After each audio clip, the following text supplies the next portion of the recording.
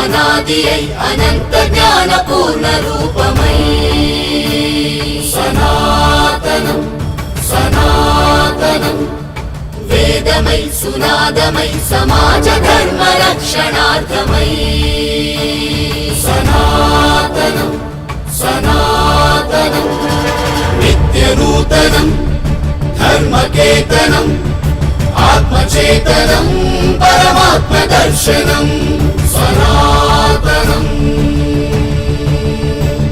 సనాతనం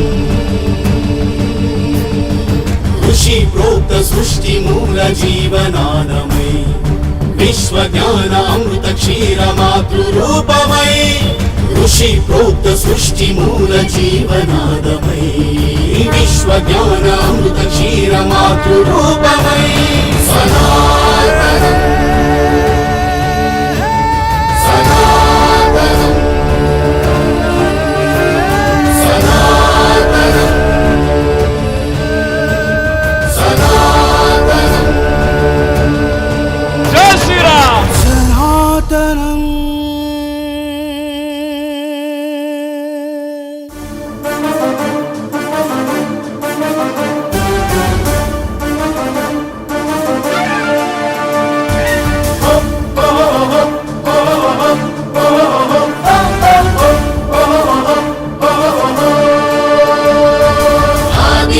అనాది అయి అనంత జ్ఞాన పూర్ణ రూపమై సనాతనం సనాతనం వేదమై సునాదమై సమాజ ధర్మ రక్షణార్థమై సనాతనం సనాతనం నిత్య నూతనం ధర్మకేతనం ఆత్మచేతనం పరమాత్మ దర్శనం సనాతనం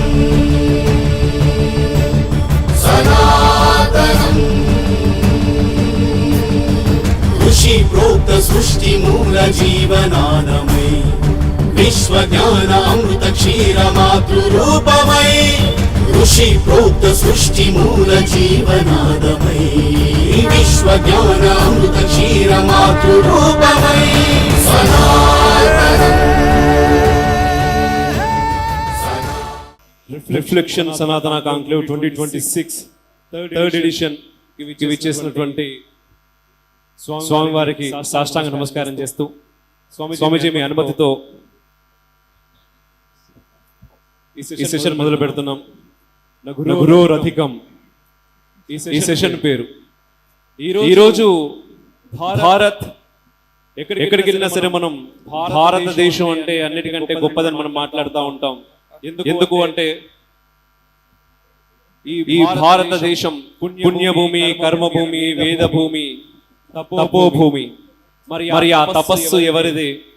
ఎందరో గురువుల ఆ తపోశక్తి ఈరోజు మనం ఎక్కడ ఎన్ని దాడులు జరిగినా మనం మాత్రం ప్రశాంతంగా ఈ దేశంలో ఉండేలా చేస్తుంది. అటువంటి ఒక అద్భుతమైనటువంటి గురువు గారు మనతో పాటు ఈ రోజు సనాతన కాంక్లేవ్ వేదికపైకి రావడం నిజంగా మనందరి అదృష్టం. ఖచ్చితంగా స్వామివారు ఒక అద్భుతమైనటువంటి అవకాశాన్ని ఇక్కడ ఉండేటటువంటి అందరికీ కూడా ఇచ్చారు, సభికులకు కూడా ఇచ్చారు. ఇది చాలా చాలా అరుదు. ఖచ్చితంగా మీరందరూ కూడా ఈ అవకాశాన్ని సద్వినియోగం చేసుకోండి. ఈ సెషన్ ముగింపులో ఎవరి దగ్గరైనా ఏమైనా క్వశ్చన్స్ ఉంటే ఖచ్చితంగా అడగొచ్చు. నేను స్వామివారిని అడిగినప్పుడు క్వశ్చన్స్ ఏమైనా ఒక 15 నిమిషాలు స్వామిజీ అంటే అయ్యో అదే కదా మనకు కావాల్సింది అన్నారు. అది అద్భుతం, అదే సనాతన ధర్మం. ఒకసారి మీ చప్పట్లతో మనం సెషన్ మొదలు పెడదాం. నమస్కారం స్వామీజీ, చాలా చాలా చాలా ధన్యవాదాలు ఈ కార్యక్రమానికి విచ్చేసినందుకు. చెప్పారు ఎంతటి బిజీ స్కెడ్యూల్లో మీరున్నారు. స్వామీజీ ఈరోజు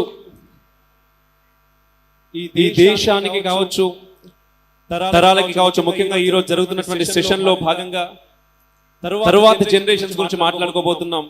ఈరోజు జెన్జీ అనేటటువంటి ఒక నామకరణం చేశారు. ఇప్పుడు తర్వాత వచ్చేటటువంటి జనరేషన్స్ కి అయితే గురువు శిష్యుడు ఈ ఇద్దరి మధ్య సంబంధం రోజు రోజుకు దూరం పెరుగుతున్నట్టుగా అనిపిస్తుంది. మీ మాటల్లో ఒక్కసారి గురువు గురించి తెలుసుకోవాలనుకుంది స్వామీజీ.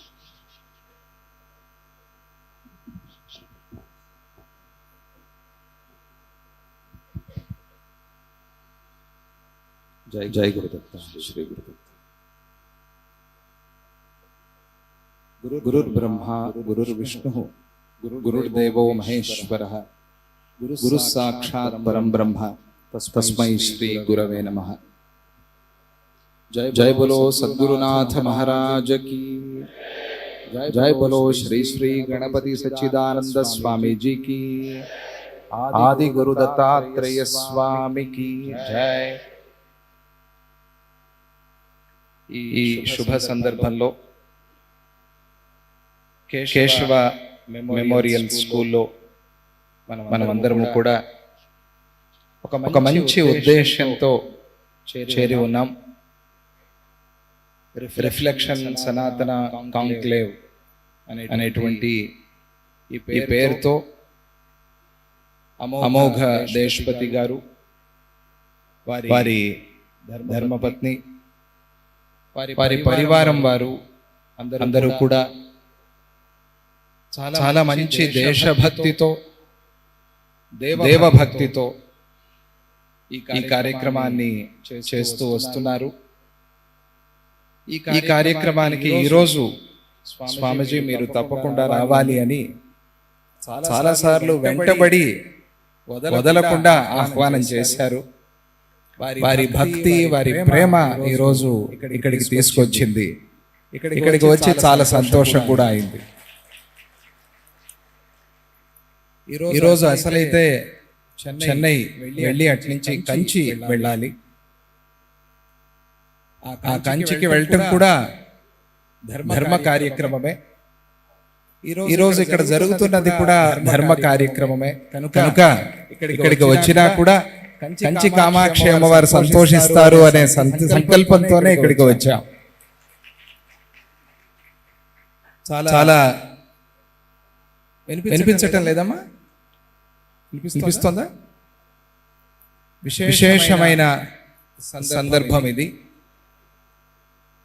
మీరందరూ కూడా సామాన్యంగా సభల్లో వయస్సైన వాళ్ళు ఎక్కువగా ఉంటారు. కానీ ఇక్కడ విరుద్ధంగా యువతి యువకులు అలాగే పిల్లలు ప్రధానంగా ఉన్నారు. ఇది చూసి చాలా సంతోషమైంది. ఇది కదా మన దేశానికి కావాల్సింది. ఇది కదా మన దేశ భవిష్యత్తుకు చాలా ముఖ్యమైనది.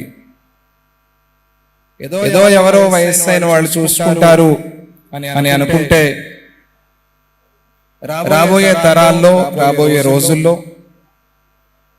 మనము మన దేశ పరిస్థితిని, మన ధర్మం యొక్క స్థితిని చూసి బాధపడాల్సి వస్తుంది. బుద్ధిమంతుడు ఎవరు కూడా రేపటి రోజు బాధపడే పనిని ఈ రోజు చేయడు. చేస్తారా? చేయరు. రేపు సంతోషంగా సుఖంగా ఉండే పని ఈ రోజు చేస్తాడు. వాడే బుద్ధిమంతుడు. ఈ రోజు ఇప్పటి సుఖం కోసం పనిచేసేవాడు బుద్ధిమంతుడు కాదు. రేపటి సుఖం కోసం, భవిష్యత్తు తరాల యొక్క సుఖం కోసం, దేశ ప్రగతి కోసం జీవించేవాడే నిజమైన పౌరుడు, నిజమైనటువంటి మనిషి అనేది ఈరోజు ఈ సభలో మనం చూస్తూ ఉన్నాం. చాలా సంతోషం. చక్కటి ప్రశ్న కూడా ఒకటి అడిగారు, గురు శిష్య సంబంధాన్ని గురించి. ఏదైనా ప్రశ్న వేయాలి అని అంటే, ఏదైనా ప్రశ్న సమాధానం వినాలి అని అంటే కూడా ముందు మన మనస్సు నెమ్మదిగా ఉండాలి. మన మనస్సు కూర్చోవాలి. ఆ కూర్చున్న మనస్సుకే అర్థం అవుతుంది. లేకపోతే మనస్సు ఎగిరెగిరి పడుతూ ఉంటుంది, ఆవేశానికి లోనవుతుంది. ఆవేశంలో మనం విన్నట్టుగా ఉంటాము కానీ వినలేము. ఆవేశంలో మనం సాధించినట్టుగా ఉంటుంది కానీ సాధించలేము. ఆవేశము మనల్ని కిందకి లాగేస్తుంది. కనుక మనస్సులో ఉండేటువంటి ఆవేశం ఇది ఎటువంటి ఆవేశమైనా కావచ్చు, దాన్ని మనం ముందు నిగ్రహించుకోవటానికి, దాన్ని సరి అయిన దారిలో పెట్టుకోవటానికి పూజ్య గురుదేవులు స్వామిజీ వారు ఎప్పుడు చెప్తారు, క్రియాయోగం ప్రాణాయామం అనేది చాలా ముఖ్యమైనది అని. కనుక యువతి యువకులు, పిల్లలు, పెద్దలు అందరూ వచ్చి ఉన్నారు కాబట్టి అందరూ కాసేపు నిటారుగా కూర్చోండి.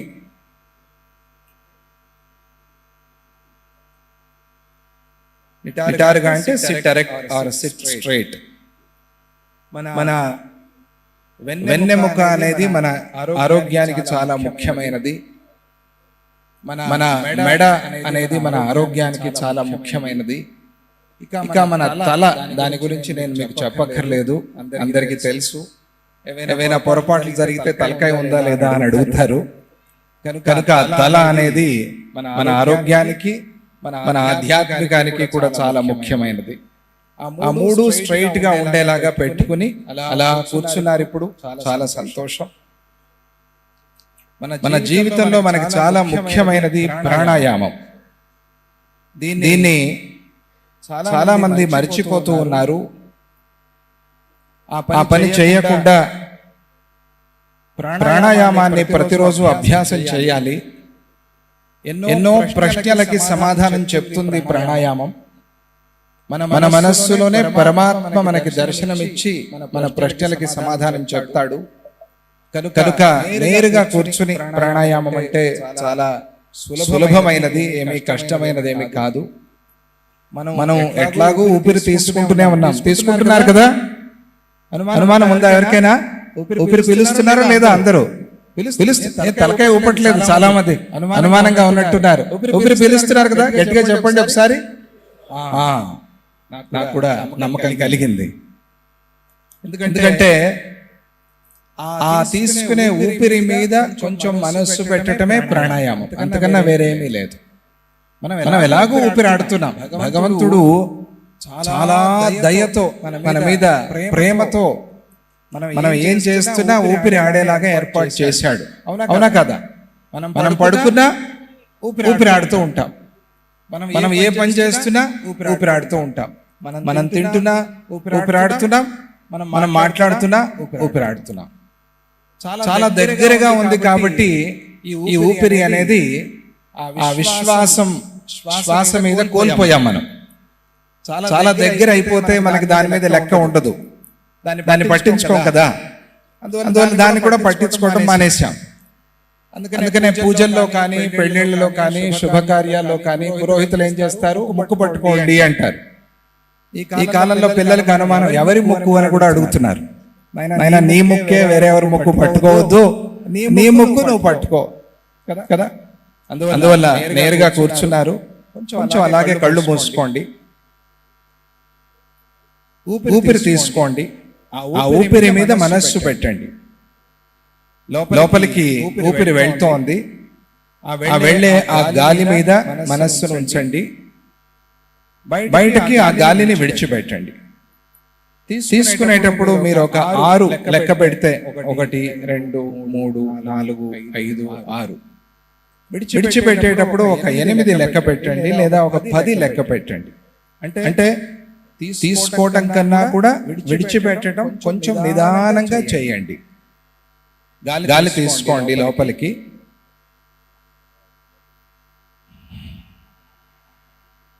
శబ్దం వచ్చినా పర్వాలేదు, ప్రారంభంలో శబ్దం వస్తుంది, వచ్చేలాగా చేయండి. నిదానంగా తీసుకోండి గాలి లోపలికి, నిదానంగా విడిచిపెట్టండి. అలా ఒక 3 సార్లు చేయండి. చేసేటప్పుడు ఆ గాలి మీద దృష్టి ఉంచండి. లోపలికి తీసుకోండి, నిదానంగా విడిచిపెట్టండి. అందరూ చేయండి. లోపలికి తీసుకోండి, నిదానంగా విడిచిపెట్టండి. ఎందుకు ఇది చేయిస్తున్నాను అని తర్వాత మీకు అర్థమవుతుంది. లోపలికి తీసుకోండి, నిదానంగా విడిచిపెట్టండి. అలా టైట్ గా కూర్చోవద్దు, చాలా రిలాక్స్డ్ గా కూర్చోండి. ఆనందంగా కూర్చోండి, సంతోషంగా కూర్చోండి. మిమ్మల్ని ఎవరు చూడటం లేదు, మిమ్మల్ని ఎవరు ఏమీ అనరు కూడా. హాయిగా ఆనందంగా సంతోషంగా ఆ తీసుకునే ఆ గాలి మీద మనస్సు పెట్టండి.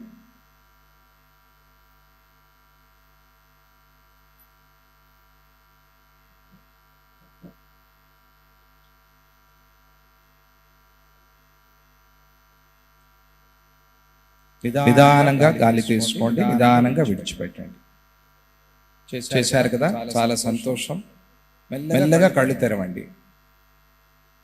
గాలి తీసుకుంటే దాన్ని విడిచిపెట్టి మెల్లగా కళ్ళు తెరవండి.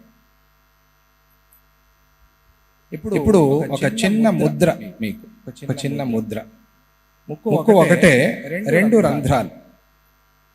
ఈ రెండు రంధ్రాల్ని సూర్య చంద్ర నాడి అని పిలుస్తారు. సూర్యనాడి, చంద్రనాడి. రెండు ముక్కులతోనూ మనం సమానంగా ఊపిరి ఆడం. ఒక రంధ్రంలో ఎక్కువగా వెళ్తూ ఉంటుంది కొన్ని సందర్భాల్లో, ఇంకొన్ని సందర్భాల్లో ఇంకొక రంధ్రం నుంచి ఎక్కువగా వెళ్తూ ఉంటుంది. ఈ రెండింటిని సమం చేయటమే యోగం. ఈ సమం చేయాలి అంటే అక్కడ ఒక బ్యాలెన్స్ రావాలి అంటే గనక మనం ప్రాణాయామం అభ్యాసం చేయాలి. ఈ ముక్కు రంధ్రాల్ని పట్టుకోవడానికి ఒక ముద్ర ఉంది. ఆ ముద్ర చాలా సులభం. ఈ కుడి ముక్కు రంధ్రాన్ని ఈ బొటన వేలుతో ఇలా పట్టుకోండి, ఇక్కడ తగిలించి పెట్టండి. ఈ రెండు వేళ్ళు ఉన్నాయి కదా, అంటే ఈ చిటికెన వేలు అలాగే ఈ ఉంగరపు వేలు, ఇవి రెండు ఇక్కడ పెట్టండి. రెండిట్లో ఒక వేలు తగిలినా పర్వాలేదు. ఈ రెండు వేళ్ళు లోపలికి మడత పెట్టండి. ఈ రెండు వేళ్ళు అంటే ఈ చూపుడు వేలు, ఈ మధ్య వేలు, ఈ రెండు లోపలికి మడత పెట్టండి. లేదా ఇలా పట్టుకుని ఇలా కూడా చేయొచ్చు. ఈ రెండు వేళ్ళు పైకి ఉండేటట్టుగా కూడా చేయొచ్చు, ఇబ్బంది లేదు. ఈ లోపలికి మడత పెడితే అప్పుడు మీకు కొంచెం సపోర్ట్ ఉంటుంది. ఇలా పట్టుకోండి. ఇలా పట్టుకుని ఇప్పుడు ఎడమ ముక్కు రంధ్రం ద్వారా నిదానంగా గాలి తీసుకోండి. అలా ఒక 2 సెకండ్స్ 1 సెకండ్ అయిన తర్వాత మధ్యలో కాసేపు ఆపి ఇప్పుడు ఎడమ ముక్కు రంధ్రం మూసి కుడి ముక్కు రంధ్రం ద్వారా ఆ గాలిని బయటికి విడిచిపెట్టండి. నిదానంగా తీసుకోండి, కళ్ళు మూసుకోండి. తీసుకునేటప్పుడు ఇప్పుడు ఎడమ ముక్కు రంధ్రం ద్వారా గాలి తీసుకునేటప్పుడు మనస్సులోనే మీకే తెలుస్తుంది సో. కుడి ముక్కు రంధ్రం ద్వారా విడిచిపెట్టేటప్పుడు అని విడిచిపెట్టండి. ఇప్పుడు మళ్ళీ కుడి ముక్కు రంధ్రం ద్వారా గాలి తీసుకోండి సో. ఎడమ ముక్కు రంధ్రం ద్వారా విడిచిపెట్టండి హమ్. మనస్సులోనే అనుకోండి. ఆ గాలితో పాటుగా ఈ అక్షరాన్ని చూడండి. ఆ గాలిలోనే ఆ శబ్దం ఉంది. మీరు అనుకోవాల్సిన పని కూడా లేదు. మనం తీసుకునేటప్పుడు వచ్చే శబ్దం సో అని వస్తుంది, విడిచిపెట్టేటప్పుడు హమ్ అని వస్తుంది. తీసుకుని విడిచిపెట్టేటప్పుడు మధ్యలో ఒక చిన్న అకార ప్రశ్లేష అంటారు. సహ అహం సోహం రాసినప్పుడు చూసే ఉంటారు, మధ్యలో 2 సంఖ్యలాగా రాస్తారు. దాన్ని ప్రశ్లేష అంటారు. అంటే అంత సమయం, అంటే ఒక 1 సెకండ్ ఆగి గాలి విడిచిపెట్టండి. చేయండి సో హం సో హం సో హం సో హం. ఒకసారి ఎడమ ముక్కుతో తీసుకోండి, కుడి ముక్కుతో విడిచిపెట్టండి. మళ్ళీ కుడి ముక్కు రంధ్రం ద్వారా తీసుకోండి, ఎడమ ముక్కు రంధ్రం ద్వారా విడిచిపెట్టండి సో హం సో హం సో హం సో హం సో హం. ఆ శబ్దం వినండి, మీరే గాలి తీసుకుని విడిచిపెట్టేటప్పుడు వినిపిస్తుంది.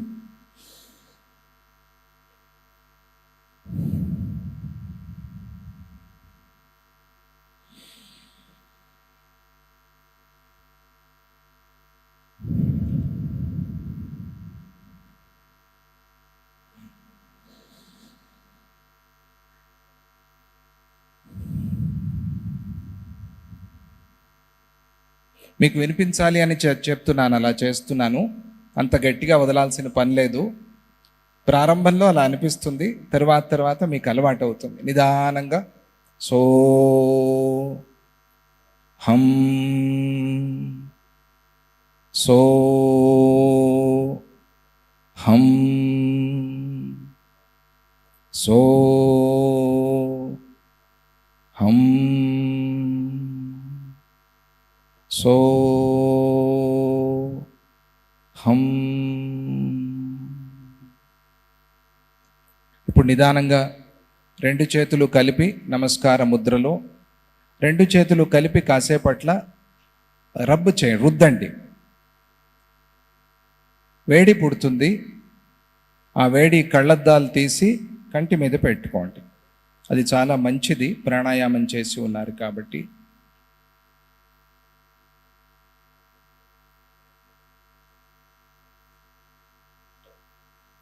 బాగుందా? మనస్సుకు బాగుందా? బాగలేదు చెప్పండి. ప్రతిరోజు చేస్తే ఇంకా బాగుంటుంది.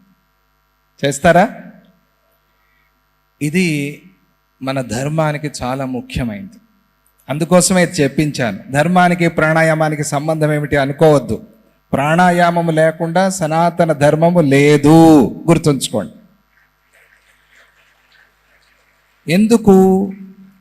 ఎందుకు అని మీరు అడగాలి నన్ను. అమ్మోగ గారు అడుగుతారు, ఎందుకు స్వామీజీ అని. అంటే ముందు మన శరీరము ఆరోగ్యము దృఢంగా ఉంటేనే కదా మనం ధర్మం కోసం ఏదైనా చేసేది. ఎదురుగుండా వివేకానంద స్వామి వారిని చిత్రపటాన్ని ఉంచారు. వారు చెప్పింది, you play football before you enter in to spirituality. విన్నారు, చదివారా? నువ్వు ముందు ఫుట్బాల్ ఆడు, తర్వాత ఆధ్యాత్మికంలోకి ప్రవేశించు. ఎందుకు అనంటే, ఆ ఫుట్బాల్ ఆడటం వల్ల మన శరీరానికి కావలసిన శక్తి, శరీరానికి కావలసిన ఓజస్సు మనకి అందుతుంది. ఏదో ఒక వ్యాయామం మనం ప్రతిరోజు ఉంచుకోవాలి, చాలా ముఖ్యం. అది శరీరానికి మాత్రమే కాదు, మనస్సుకి బుద్ధికి కూడా వ్యాయామం కావాలి. అప్పుడే మన శరీరము దృఢంగా ఉంటుంది. మన శరీరము దృఢంగా ఉన్నప్పుడే మనము ధర్మం కోసం ఏదైనా చేయగలుగుతాం, అవునా కాదా? అందువల్ల అందరూ ఆరోగ్యంగా ఉండాలి అనేదే సనాతన ధర్మం యొక్క మొదటి సూత్రము. అది గుర్తుంచుకోండి, అదే గురువులు మనకి చెప్పేది. ఇక మనం ప్రశ్నలోకి వస్తే, గురు శిష్య సంబంధం గురించి ప్రశ్న వేశారు. ఈ కాలంలో ఈ గురు శిష్య పరంపర, ఈ గురు శిష్య సంబంధం అనేది మనం అంత ఎక్కువగా చూడటం లేదు కదా. అలాగే గురు శిష్యుల్లో కొద్దిగా దూరం కూడా పెరుగుతున్నట్టుగా అనిపిస్తోంది కదా అని ప్రశ్న వేశారు. ఈ కాలంలో ఉండే పరిస్థితికి తగ్గట్టుగా ప్రశ్న వేశారు. గురువు శిష్యుడు అంటే ఎటువంటి వాళ్ళు అని అంటే, మన శరీరము ఇప్పుడు మనం చేసిన ప్రాణాయామం, మన ఊపిరి ఎలాగైతే ఎప్పుడు కలిసి ఉంటాయో, గురు శిష్యులు కూడా అలాగే కలిసి ఉంటారు, ఎప్పటికీ కూడా ఉండాలి. అదే గురు శిష్య సంబంధం. మన సంప్రదాయంలో మనం ఒక శాంతి పాఠాన్ని వింటూ ఉంటాం. మీరు కూడా పిల్లలు చెప్తూ ఉండవచ్చు, సహనా భవతు సహనౌ భునక్తు సహ వీర్యం కరవావహై తేజస్వినావధీతమస్తు మా విద్విషావహై. ఓం శాంతి శాంతి శాంతి. ఇది మీరు వింటూ ఉంటారు కదా, చెప్తూ ఉంటారు కూడా చాలామంది. ఇక్కడ గురు శిష్యులు ఇద్దరూ కలిసి ప్రార్థన చేస్తున్నారు. సహ నౌ అవతు. మన ఇద్దరము, గురువు శిష్యుడు ఇద్దరు కూడా ఎదురు బదురు కూర్చున్నారు. గురువు గారు పాఠాలు చెప్తున్నారు, శిష్యుడు వింటున్నాడు. గురువు శిష్యుడు ఇద్దరూ కలిసి ప్రార్థన చేస్తున్నారు. ఆ భగవంతుడు నిన్నొకండి నన్నొకండి కాదు, మన ఇద్దరినీ కలిపి రక్షించుగాక అని ప్రార్థన చేస్తున్నారు. ఎంత అద్భుతమైన సంప్రదాయం చూడండి. సహ నౌ భునక్తు.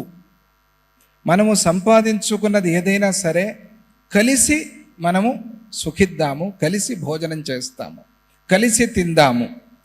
సహ వీర్యం కరవావహై. మన శక్తి ఇద్దరము కలిసి పెంచుకుందాము. తేజస్వినావధీతమస్తు మా విద్విషావహై. మనం చదివిన చదువు మన ఇద్దరికీ కూడా కీర్తిని, తేజస్సుని, సంపదను ఈ ప్రపంచంలో, ఈ లోకంలో కలిపి పంచుగాక. తేజస్వినావధీతమస్తు మా విద్విషావహై. మన ఇద్దరికీ ఎటువంటి పరిస్థితుల్లోనూ కూడా ఏ ద్వేషము రాకుండా ఉండుగాక. ఓం శాంతి శాంతి శాంతి. ఇప్పుడు చెప్పండి, మన సంప్రదాయం ఏం చెప్పింది మనకి? గురు శిష్య సంప్రదాయం, గురు శిష్య సంబంధం ఎట్లా ఉండాలి అంటే ఈ ప్రకారంగా ఉండాలి. మరి గురువులతో దూరం అవుతున్నాం కదా అని అంటే, ఈ కాలంలో పిల్లలకి ఒక అభిప్రాయం, స్కూల్కి వెళ్తున్నాం, అమ్మ నాన్న ఫీజు కడుతున్నారు, అక్కడ ఉండే టీచర్లు, లెక్చరర్లు, ఫ్యాకల్టీ వాళ్ళు డబ్బులు తీసుకుంటున్నారు, ఆ డబ్బులకి మనకు చదువు చెప్తున్నారు, అంతే కదా. మనమే డబ్బులు ఇవ్వకపోతే, మన అమ్మ నాన్న డబ్బులు ఇవ్వకపోతే వాళ్ళే బతకలేరు కదా. కాబట్టి ఎవరు గొప్ప? మేము డబ్బులు ఇచ్చాం కాబట్టి వాళ్ళు బతుకుతున్నారు కాబట్టి మేమే గొప్ప అనుకునే శిష్యులు కూడా ఈ కాలంలో ఉన్నారు. అది చాలా తప్పు. ఎందుకంటే చదువుకి వెల కట్టలేము. గుర్తుంచుకోండి, చదువుకి వెల కట్టలేము. వెల లేనిది ప్రపంచంలో చదువు. అటువంటి ఆ విద్యని, ఆ చదువుని చెప్తూ ఉన్నారు కాబట్టి వాళ్ళు బతకాలి, వాళ్ళ జీవిక కోసం జీతం ఇస్తున్నారు. జీతం తీసుకోకుండా చెప్పాలి అంటే వాళ్ళు ఎట్లా బతుకుతారు? వాళ్ళు బతకడం కోసం జీతం తీసుకుంటున్నారు అంతే కానీ నీకు చెప్పే చదువు కోసం వాళ్ళు జీతం తీసుకోవటం లేదు. ఎందుకు అంటే చదువుకి ఎవరు కూడా వెల కట్టలేరు.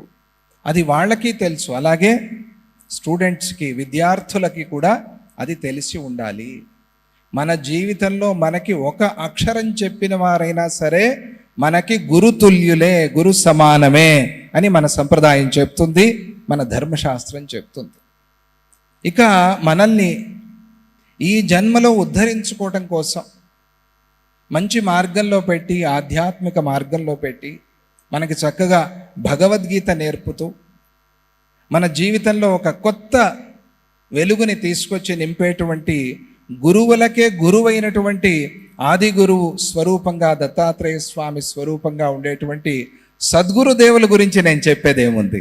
కాబట్టి గురువు సద్గురువు, గురువు విశ్వగురువు. ఆయన మన ఈ జీవితానికి కావలసిన, జీతానికి కావలసిన, భోజనానికి కావలసిన విద్యని మాత్రమే కాకుండా మనము మనల్ని తెలుసుకోవటానికి, మన ఆత్మ మనకి దర్శనం కావటానికి కావలసిన విద్యని చెప్తారు. కాబట్టి ఆయన్ని గురువు అని పిలుస్తారు.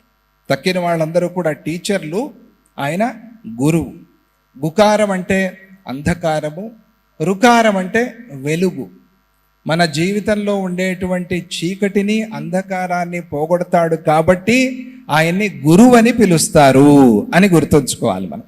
అందుకనే గురుర్ బ్రహ్మ, గురుర్ విష్ణు, గురుర్దేవో మహేశ్వర, గురు సాక్షాత్ పరం బ్రహ్మ, తస్మై శ్రీ గురవే నమః. మనలో జ్ఞానాన్ని పుట్టించే బ్రహ్మ ఆయన, ఆ పుట్టిన జ్ఞానాన్ని కాపాడేటువంటి విష్ణువు ఆయన, మనలో ఉండే అజ్ఞానాన్ని సంహారం చేసే శివుడు ఆయన. కాబట్టి ఆయన త్రిమూర్తి స్వరూపుడు. అటువంటి గురువుకి ప్రతిరోజు మనము నమస్కారం చేసుకోవాలి. గురువు చెప్పిన మార్గంలో నడవాలి. గురు పాదసేవ అని మనం వింటాం. ఇంతమంది పోయి కాళ్ళు పట్టుకుంటే, పాదాలు పట్టుకుంటే గురు పాదాలు ఏమైపోతాయి? కందిపోతాయి కదా. మరి ఇంతమంది చేయలేరే పాదసేవ? మరి శాస్త్రమేమో గురు పాదసేవ చేయమని చెప్తుంది అని అంటే, గురు పాదము అంటే గురు పదము, గురు పదము అంటే గురు వాక్యము. గురువాక్యాన్ని అనుసరించి మన జీవితాన్ని బాగు చేసుకోవటమే నిజమైన గురు పద సేవ. అది మనం అర్థం చేసుకోవాలి. కాబట్టి ఎప్పటికీ గురువుతో శిష్యుడికి ఆ సంబంధం ఉండాలి. గురువు విషయంలో ఎప్పటికీ భక్తి, శ్రద్ధ, గౌరవము అనేది మనకి ఉండాలి. ఉన్నప్పుడే వారు చెప్పింది మనం శ్రద్ధగా వింటాము. శ్రద్ధగా విన్నందువల్ల మనకి ఆ జ్ఞాన జ్యోతి అనేది లోపల వెలుగుతుంది. కనుక ఆ గురు శిష్య పరంపరని మనం కాపాడుకోవాలి. ఆ గురు శిష్య పరంపరకి ఉండేటువంటి గొప్పతనాన్ని కూడా మనం తెలుసుకోవాలి అని చెప్తూ, ఎక్కడైనా ఈ సంబంధము అనేది తగ్గిపోతూ ఉంటే మనము దాన్ని పెంచేందుకు ప్రయత్నం చేయాలి. అలాగే మనలో కూడా గురు శిష్య సంబంధాన్ని పెంపొందించుకోవడానికి కూడా మనము ప్రయత్నం చేయాలి. ఈరోజు కాంక్లేవ్ అని పేరు పెట్టారు దీనికి. కాంక్లేవ్ అంటే సామాన్యంగా ఒక సీక్రెట్ మీటింగ్ అని అర్థం. మీరు డిక్షనరీలో చూస్తే మీకు అర్థమవుతుంది. What is the meaning of conclave అని కొట్టండి. ఇది ఎటువంటి సీక్రెట్ లేదు. ఒక క్లోజ్డ్ డోర్స్లో చేసేటువంటి చర్చ, ఆ చర్చ జరిగేటువంటి ప్రదేశం, దాన్ని కాంక్లేవ్ అని పిలుస్తారు. ఇది కాంక్లేవ్ కాదు, ఓపెన్ టు ఆల్. అటువంటిది ఈ కాంక్లేవ్. ఇది చాలా విశేషమైంది. అంటే మన మనస్సుల్ని కూడా తెరిపించేటువంటిది. అటువంటి రిఫ్లెక్షన్ సనాతన కాంక్లేవ్లో మొదటి ప్రశ్న గురు శిష్య సంబంధంగా అడిగారు. చాలా సంతోషం, మంచి ప్రశ్న. దానికి సమాధానం మనం అట్లా చెప్పుకోవాలి. జై గురుదత్త. జై గురుదత్త స్వామీజీ. చప్పట్లతో సమాధానం మనకు ఎంత నచ్చిందో చెప్పడానికి మనకు ఒక అవకాశం. అది అద్భుతం. గురు శిష్య సంబంధం గురించి ఒక అద్భుతమైనటువంటి గురువు, మహా అద్భుతమైనటువంటి శిష్యుడు. నిజంగా చెప్తున్నాను, స్వామివారిని అంటే చాలా తక్కువ సమయాల్లో చూసేటటువంటి అవకాశం కలిగింది. ఈ మధ్య కాలంలో ఎక్కువగా మేము మైసూరుకు కూడా వెళ్తున్నాము.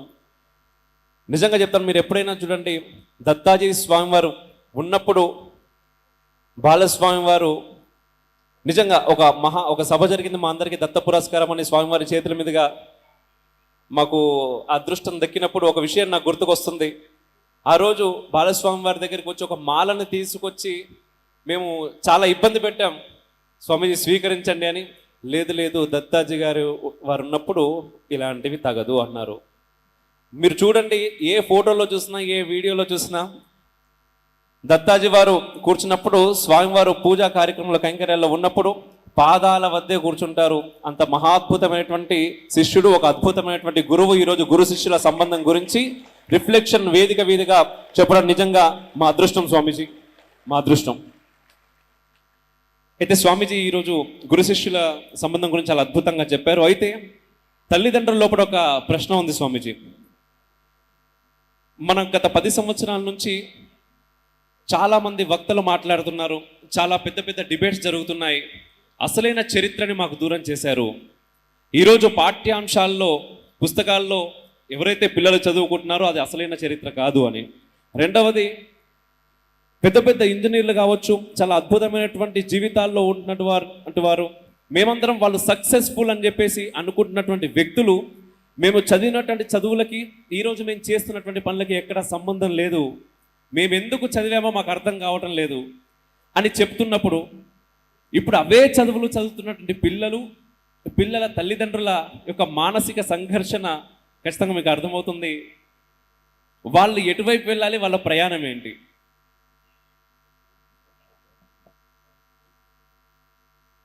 ప్రశ్నలోనే సమాధానం ఉంది. మన చరిత్ర మనం తెలుసుకోకపోతే చాలా అన్యాయం అయిపోతాం. ఎవరికో కాదు, మనకే మోసం, మనకే అన్యాయం. మనకు మోసం అయ్యే పని మనం చేయకూడదు కదా, మనకు అన్యాయం అయ్యే పని మనం చేయకూడదు. మన వంశం గురించి మనం తెలుసుకోవాలి. ఎందుకు అనంటే చాలామందికి ఈ కాలంలో మా తాతగారికి ఎక్కడో స్థలం ఉండేదిట, ఇప్పుడు అది కోట్లల్లో ఉంది కాబట్టి మా తాతగారు ఎవరు తెలుసుకోవాలి అని ప్రయత్నం చేస్తారు. అంతకుముందు తెలియదు, తాత పేరు కూడా తెలియదు. తాతగారు ఎక్కడి నుంచి వచ్చారు, ఈ స్థలం ఎట్లా కొన్నారు, అసలు మా తాతగారు దీన్ని ఎలా కొన్నారు, ఎప్పుడు కొన్నారు, కాగితాలు ఎక్కడున్నాయి, ఇవన్నీ వెతుకుతాం. వెతికి ఆ కాగితాలన్నీ సంపాదించి కోర్టుకి వెళ్తాం, గవర్నమెంట్ ఆఫీసర్స్కి వెళ్తే దాన్ని సరిగ్గా మనం ప్రూవ్ చేయగలిగితే, మనం రుజువు చేస్తే గనక ఆ ఆస్తి తప్పకుండా మనకి వస్తుందా రాదా? వస్తుంది కదా. అలాగే మన చరిత్ర అనేది మనం సరిగ్గా తెలుసుకుని ఉంటే మన భారతదేశం అనేది ఎప్పటికీ సనాతన ధర్మంలో ఇలాగే నిలిచి ఉంటుంది. నిలవాలి అంటే మనం మన చరిత్ర తెలుసుకోవాలి. అయితే స్కూల్స్లో, కాలేజెస్లో కానీ, యూనివర్సిటీల్లో కానీ మారిపోయింది కదా కొంచెం సిలబస్ అని అంటే వారి లిమిట్స్లో వాళ్ళు చెప్పారు. దానికి ఒక లిమిట్ ఉంటుంది కదా. లిమిట్లెస్ చరిత్ర అనేది మన భారతదేశం యొక్క చరిత్ర. ఎందుకంటే వేదాలు అనేవి ఎవరు రాసింది కాదు, పరమాత్మ నుంచి వచ్చినవి అని. దానికి కూడా ఒక కాలం, దానికి కూడా ఒక సమయం చెప్పేశారు. ఈ కాలంలో ఈ వేదాలు పుట్టాయి అని. ఇవన్నీ మనం చదువుతూ ఉన్నాం. చాలా వింత, చాలా విచిత్రం. కానీ అవి అక్కడ అలా ఉన్నాయి, అలాగే చదవాలి, అలాగే రాయాలి, అప్పుడే మార్క్స్ వస్తాయి, లేకపోతే ఫెయిల్ చేస్తారు. అవునా కదా? అక్కడ ఉండే విధంగా రాస్తేనే మనకి మార్కులు వస్తాయి. మరైతే ఏం చేయాలి అని అంటే, ఇప్పుడు అడిగారు కదా, అమ్మా నాన్నలు అడుగుతున్నారు అని. అసలు చెప్పే పెద్దలు అమ్మా నాన్నలు మన దేశ చరిత్ర తెలుసుకోవాలి. వాళ్ళకి తెలిస్తే వాళ్ళు పిల్లలకి చెప్తారు. పిల్లలు అడుగుతారు, మరి స్కూల్లో ఇలా చెప్తున్నారు కదమ్మా అని. అప్పుడు మనం అనాలి, ఆయన అది మార్కుల కోసమే, ఇది జ్ఞానం కోసము అని చెప్పాలి పిల్లలకి. తప్పదు, వేరే దారి లేదు. ఎందుకంటే ఇప్పుడు అక్కడంతా మార్చే పరిస్థితి లేదు. మారుతుంది, ఎప్పుడో మారుతుంది. అక్కడ అంతవరకు మాత్రమే చెప్పారు హిస్టరీ, చరిత్ర. దాన్ని మనము మన చరిత్ర రామాయణం ద్వారా, భారతం ద్వారా, భాగవతం ద్వారా, వేదంలో ఉండే ఆ జ్ఞానం ద్వారా, ఇంకా ఎన్నెన్నో గ్రంథాలు ఉన్నాయి, ఎంతెంతో సంప్రదాయం ఉంది, పెద్దలు ఉన్నారు, వాళ్ళ ద్వారా మనం తెలుసుకుని. అందరి స్వాతంత్ర యోధుల చరిత్ర మనకి లేదు స్కూల్స్లో, కాలేజెస్లో, కొంతవరకు మాత్రమే ఉంది. కానీ ఆ మిగతా వాళ్ళ చరిత్ర కూడా మనం తెలుసుకునేటువంటి ప్రయత్నం చేయాలి. చదవాలి, అప్పుడప్పుడు చదివి ప్రతిరోజు చదవటం అనే అభ్యాసం పెట్టుకుని ఆ చరిత్ర పెద్దలు తెలుసుకుని పిల్లలకు గనక చెప్తే, ఇది ఆ పరంపర గనక అట్లా కొనసాగితే మన చరిత్రకి ఎప్పటికీ ఢోకా లేదు, మన చరిత్రను ఎవరు కూడా మార్చలేరు అనేది మనం తెలుసుకోవాలి. కాబట్టి పెద్దలు కొంచెం అధ్యయనం, చదవటం అనేది అలవాటు చేసుకోవాలి. వినటం అనేది ఇంకా బాగా అలవాటు చేసుకోవాలి. వింటాం మనకి ఏది పుణ్యం ఇస్తుందో అది వింటాము, ఏది మనకి పనులు చేసి పెడుతుందో అది వింటాము. అది మాత్రమే కాకుండా మన దేశం కోసం, మన దేశ చరిత్రని తెలిపేటువంటి గ్రంథాలు, వాటిని కూడా మనం చదివి ఆ చరిత్రని పిల్లలకు గనక చెప్తే అది శాశ్వతంగా నిలిచిపోతుంది. మనము చదివాం, స్కూల్స్లో చదివాం, అక్కడ ఏం చెప్పారో అదే చదివాం, అక్కడ ఏం చెప్పారో దాన్నే రాశాం, దాంతోనే మనకి మార్క్స్ వచ్చాయి. మనం దానికేమీ విరుద్ధంగా రాయలేదు కదా. కానీ మనకు తెలుసు మన చరిత్ర ఏమిటి అనేది. అంటే అక్కడ చెప్పిందంతా అబద్ధము అని కాదు పూర్తిగా, అది వేరే ప్రశ్న అది. కానీ అక్కడ కొంతవరకే చెప్పారు.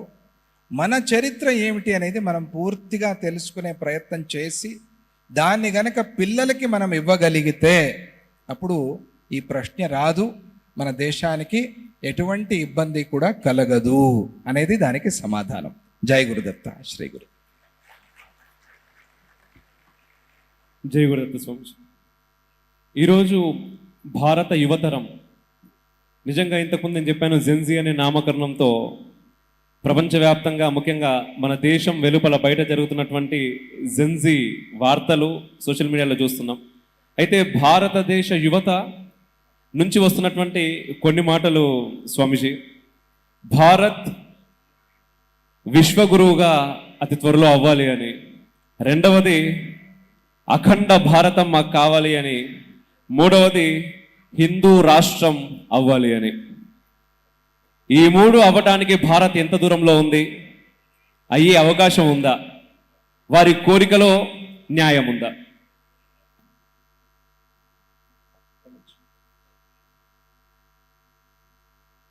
ఈ ప్రశ్నకి తిరుపతి యూనివర్సిటీలో పట్టా తీసుకుని వేదశాస్త్రాలు చక్కగా చదువుకున్నటువంటి కూలయ్య దత్త మంచి పండితుడు, ఆయన సమాధానం చెప్తాడు, అందరూ వినండి.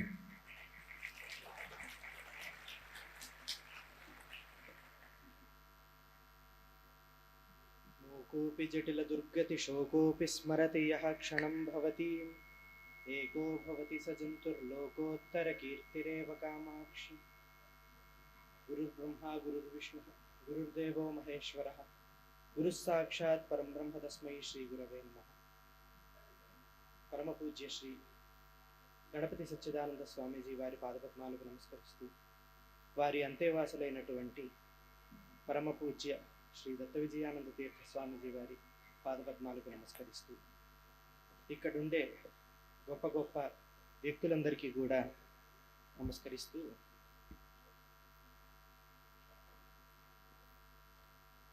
ఇంత గొప్ప కార్యక్రమాన్ని నిర్వహిస్తున్నందుకు అమోఘ్ దేశ్పతి గారికి కృతజ్ఞతలు ముందుగా తెలియజేసుకుంటున్నాను.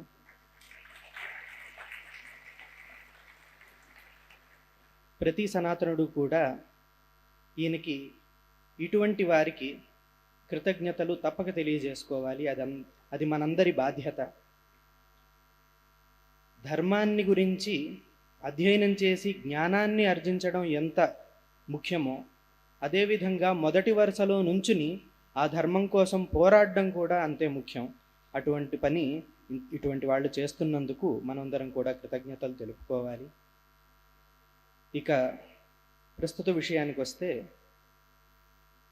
3 విషయాల గురించి ఆయన అడిగారు.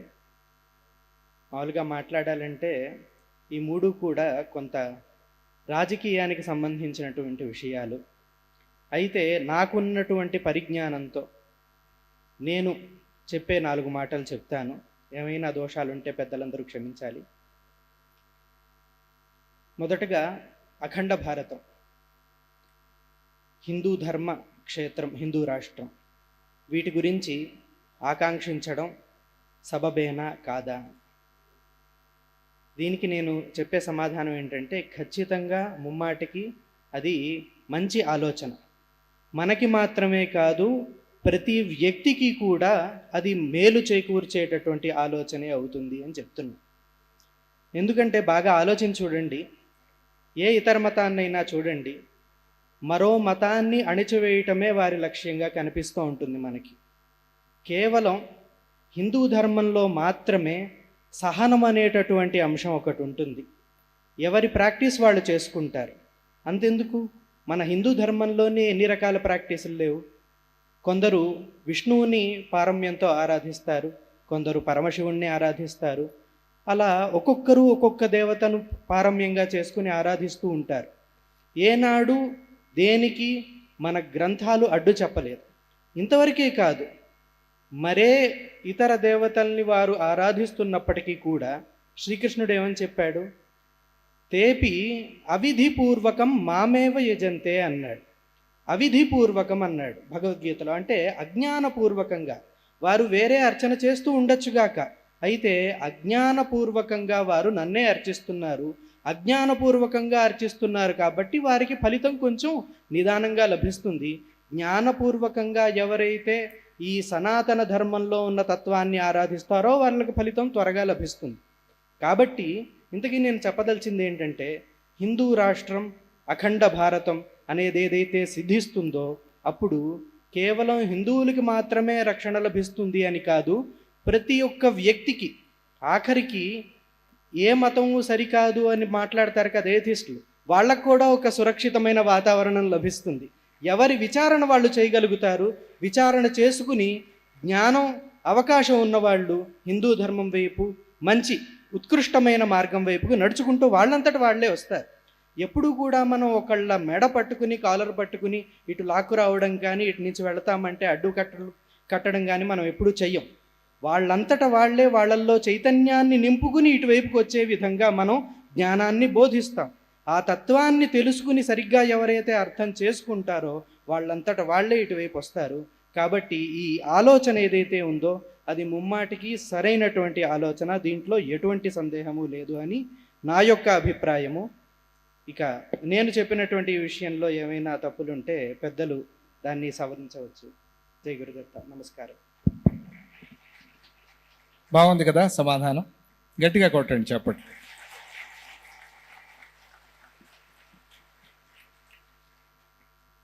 మన భారతదేశం గురించి మనం ఎంత గొప్పగా గర్వంగా చెప్పుకున్నా కూడా తక్కువే. ఎందుకంటే మనం చూస్తూ ఉన్నాం, విన్నాము, చూసాము, ఇప్పుడు చూస్తూ ఉన్నాం.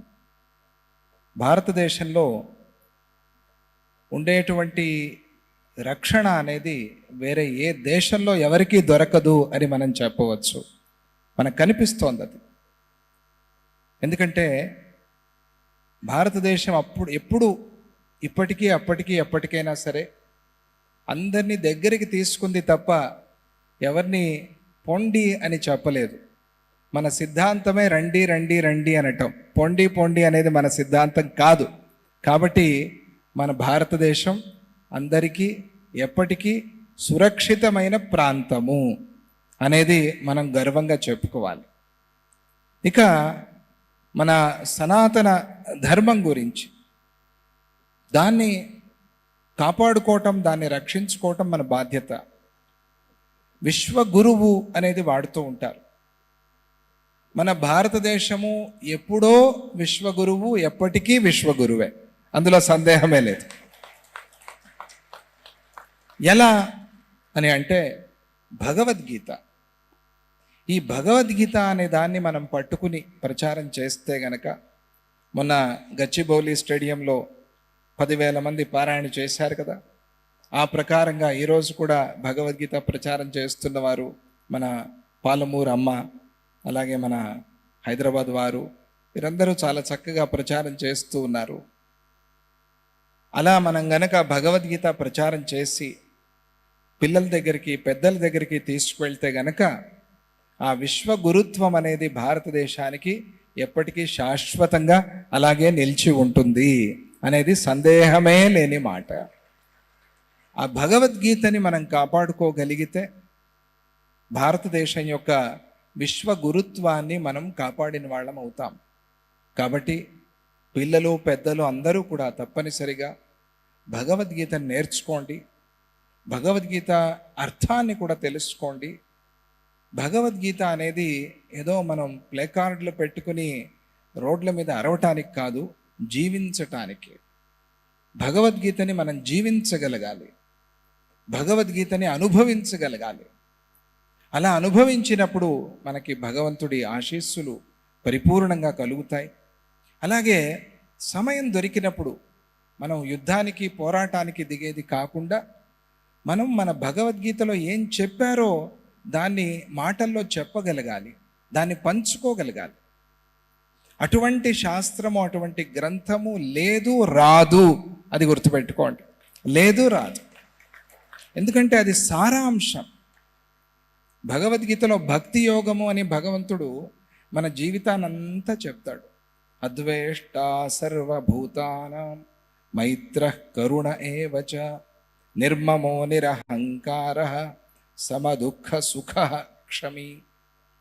ఇది భక్తి యోగం అనే పేరుతో భగవంతుడు మనకి చెప్తున్నాడు. ఎవరి మీద ద్వేషం పెట్టుకోవద్దు. ఆ ద్వేషము నిన్నే పాడు చేస్తుంది. విషయం మాట్లాడు, తప్పైతే గనక ఖండించు, అంతవరకే. కానీ ద్వేషం పెట్టుకోవద్దు. చేసే పనిని ద్వేషంతో చేయొద్దు, లక్ష్యంతో చేయి. లక్ష్యం ఉండాలి నీలో, ద్వేషం ఉండకూడదు. ఇప్పుడు పిల్లల మీద కోప్పడతారు పెద్దలు. లక్ష్యం ఏమిటి? వారిని స్కూల్కి పంపించాలి, వాళ్ళని మంచి మార్గంలో పెట్టాలి. వాళ్ళ మీద ద్వేషం లేదు. స్కూల్కి వెళ్ళినప్పటి నుంచి ఎప్పుడు వస్తుందో మా పాప, ఎప్పుడు వస్తాడో మా బాబు, వాళ్ళని ఎప్పుడు పలకరిస్తానో, వాళ్ళని ఎప్పుడు ఒక కౌగిలించుకుంటానో, వాళ్ళకి ఎప్పుడు ఈ చాక్లెట్ పెడతానో అని ఆలోచిస్తూ ఉంటారు. అవునా కాదా? ద్వేషం లేదు. అలాగే అద్వేష్ట సర్వభూతానాం మైత్ర, అయినంత మటుకు నువ్వు ఆ ఫ్రెండ్షిప్, మైత్రిని పెంచే ప్రయత్నం చేయి. మంచి కరుణ, మనస్సులో కరుణ ఉండాలి. నిర్మమ, చేసేటప్పుడు నేను నాది అనుకుని చేయొద్దు. భగవంతుడు ఆయనే చేయిస్తున్నాడు అని అనుకుని చేయి. నిరహంకార, ఎప్పటికీ అహంకారాన్ని రానివ్వద్దు. అహంకారం వచ్చిన వెంటనే పడిపోతావు. సమ దుఃఖ సుఖ క్షమి, సుఖ దుఃఖాలు వచ్చిపోతూ ఉంటాయి గాలిలాగా, దాన్ని సమం చేసుకో. సుఖం వచ్చినప్పుడు ఓహో ఆహా అని ఎగిరి డ్యాన్స్ చేయొద్దు. దుఃఖం వచ్చినప్పుడు అమ్మో అయ్యో అని కుంగిపోవద్దు, దాన్ని చూస్తూ ఉండు. దుఃఖం వచ్చినప్పుడు ఎట్లా పోగొట్టుకోవాలి ఆలోచన చేయి. సుఖం వచ్చినప్పుడు దానిలో ఎట్లా నిలవాలి, దాన్ని ఎట్లా నిలబెట్టుకోవాలి, దాన్ని 10 మందితో ఎట్లా పంచుకోవాలి అని ఆలోచన చేయి. సమ దుఃఖ సుఖ క్షమి, సహనం అనేది పెంచుకో. నీలో ఆ క్షమా గుణం అనేది వృద్ధి కావాలి అని భగవంతుడు భక్తి యోగంలో చెప్తాడు. మనం మాట్లాడుకునే భక్తికి భగవంతుడు ఇక్కడ చెప్పిన దానికి సంబంధమే లేదు. ఏమైనా సంబంధం ఉందా? అంటే మన జీవితమే మన భక్తి కావాలి అని భగవంతుడి సంకల్పం, అది మర్చిపోకూడదు. మన జీవితమే మన భక్తి. మనిషి వస్తాడు పోతాడు, కానీ మానవత్వం పోరాదు. దాన్ని మనం కాపాడుకోవాలి. మానవత్వం ఉన్నది కాబట్టే ఈ లోకంలో భగవంతుడు అవతరించాడు, అవతరిస్తాడు, గురువుగా మన మధ్యలో తిరుగాడుతూ ఉన్నాడు. ఆ మానవత్వం అనేది చచ్చిపోయినప్పుడు ఏమీ లేదు, అంతా ఎగిరిపోతుంది. మనిషి, అందుకనే మనుష్య జన్మ గొప్పది ఎట్లా అయింది? మనుష్యత్వం నుంచి గొప్పదైంది కదా. దాన్ని మనం వదిలేస్తే, దాన్ని మనం మర్చిపోతే ఏమీ ప్రయోజనం లేదు. దాన్ని కాపాడేటువంటి గ్రంథమే భగవద్గీత. ఇది మరి లోకానికి, విశ్వానికి కావాలా వద్దా చెప్పండి? అందరికీ కావాలి కదా. అందరికీ కావాల్సిన విషయము ఎక్కడైనా ఎవరైనా చెప్పారు అని అంటే అది భగవద్గీత మాత్రమే. భగవద్గీత అందరికీ, వీరికి వారికి అనేమి గీత గీసుకోవాలా భగవంతుడు, అందరికీ. కాబట్టి ఆ భగవద్గీతని మనం నిలబెట్టుకుందాం. ఆ భగవద్గీతని మనం ప్రసారం చేద్దాం. విశ్వగురుత్వం అనేది భారతానికి ఎప్పుడూ ఉంది. ఎప్పుడో అవుతుందనో, ఎప్పుడో అవ్వాలనో ఆ మాట అనవసరం. ఆ మాట అనాల్సిన పనే లేదు. ఎప్పటికీ భారతదేశం విశ్వగురువుగానే ఉంటుంది. ఎప్పుడు? భగవద్గీత ఉన్నప్పుడు. ఆ భగవద్గీత నిలబెట్టుకోవాలి. ఒకసారి వివేకానంద స్వామి వారు లండన్కి వెళ్ళినప్పుడు అక్కడ అన్ని పుస్తకాలు పెట్టి భగవద్గీత కింద పెట్టారట. పెడితే ఒక అతను, ఒక కోతి చేష్టలు చేసేవాళ్ళు ఉంటారు కదా కొంతమంది యువకుల్లో, అతను వచ్చి, ఏదో వేరే మతం వాడు వచ్చి, చూసారా మీ భగవద్గీత కింద ఉంది, మా పుస్తకాలన్నీ పైన ఉన్నాయని చెప్పాయట. చెప్తే వివేకానంద స్వామి వారు అవునా అని చెప్పి ఆ భగవద్గీతని లాగారట. లాగితే ఏమవుతుంది? మిగతా పుస్తకాలన్నీ పడిపోతాయి. అందుకని అన్నారట, భగవద్గీత కింద ఉన్నప్పటికీ మూలంగా అన్నిటినీ నిలబెట్టి ఉంచింది కాబట్టి భగవద్గీత ముఖ్యమైంది అని చెప్పారు. అందువల్ల మనం ఆ భగవద్గీతని కాపాడుకుందాము అని స్వామీజీ వారు పిలుపుని ఇస్తున్నారు. అన్ని చోట్ల వేలాది మంది పారాయణ చేస్తున్నారు. మీరు కూడా ఆ భగవద్గీతలో చేరండి, భగవద్గీతను అర్థం చేసుకోండి, భగవద్గీతని చదవండి, క్షుణ్ణంగా అనుభవించండి, జీవితానికి తెచ్చుకోండి అని చెప్తూ జై గురుదత్త. జై గురుదత్త స్వామిజీ. స్వామిజీ, నిజంగా గీత గురించి దేశ విదేశాల్లో జరుగుతున్నటువంటి కార్యక్రమాలు మేము చేస్తున్నాం. మైసూరు దత్తపీఠం నుంచి కొన్ని లక్షల మంది గీతను నేర్చుకుంటున్నారు. అయితే ఆ రోజు కృష్ణ పరమాత్ముడు అర్జునుడి నిమిత్తంగా చేసుకుని మా అందరికీ యుద్ధం చేయమని చెప్పాడు. అయితే ఈరోజు యువతకి క్షాత్ర ధర్మం, క్షాత్ర లోపం కొంతమేర వచ్చిందా? ఆ క్షాత్రం అవసరం ఈరోజు నిజంగానే ఉందా? ఆ క్షాత్రం దూరం అవడానికి గల కారణం ఏంటి? ఒకటి స్వామీజీ. రెండవది, రీసెంట్గా స్వామీజీ ఒక 3 రోజుల క్రితం వచ్చినటువంటి ఒక వార్తాపత్రికలో, ఈనాడు దినపత్రికలో, తిరుపతి దగ్గరలో ఉండేటువంటి ఒక ఊర్లో ఒక పసిపాప, 5 నెలల పసిపాప పొద్దున్నే ఉదయం 6:30 తండ్రి ఏదో కూలి పని మీద బయటకు వెళ్తున్నప్పుడు ఆ పాప ఏడుస్తూ ఉంటే చెప్పడానికి చాలా ఇబ్బందిగా ఉంది స్వామీజీ నాకు. ఆ తల్లిని పాల కోసం ఏడుస్తుంది పాప, నువ్వు పాలిచ్చి పడుకోబెట్టు, నేను పనికి వెళ్తున్నాను అని చెప్పేసి తను బయటకు వెళ్ళాడు. వెళ్ళిన తర్వాత 45 నిమిషాల్లో ఆ తండ్రికి ఆ తల్లి ఒక మెసేజ్ పెట్టింది. ఆ మెసేజ్ ఏంటి అంటే, పాల కోసం పాప నన్ను పీడిస్తుంది, తనని చంపేశాను, నీకు బ్యాడ్ న్యూస్, నాకు గుడ్ న్యూస్ అని. నిజంగా ఈ వార్త చదువుతున్నప్పుడు, ఆ చదివినప్పటి నుంచి నాకు ఇంకా నా కళ్ళ ముందు నుంచి ఆ పాప మొహం వెళ్ళట్లేదు. స్వామీజీ, ఇది కేవలం ఒక్క వార్త మాత్రమే కాదు. ఈరోజు భారతదేశం నిలబడాలంటే మనం భారతీయ కుటుంబ వ్యవస్థ అని మాట్లాడుతున్నాం, కానీ ఆ కుటుంబ వ్యవస్థ రోజు రోజుకు దిగజారిపోతుంది.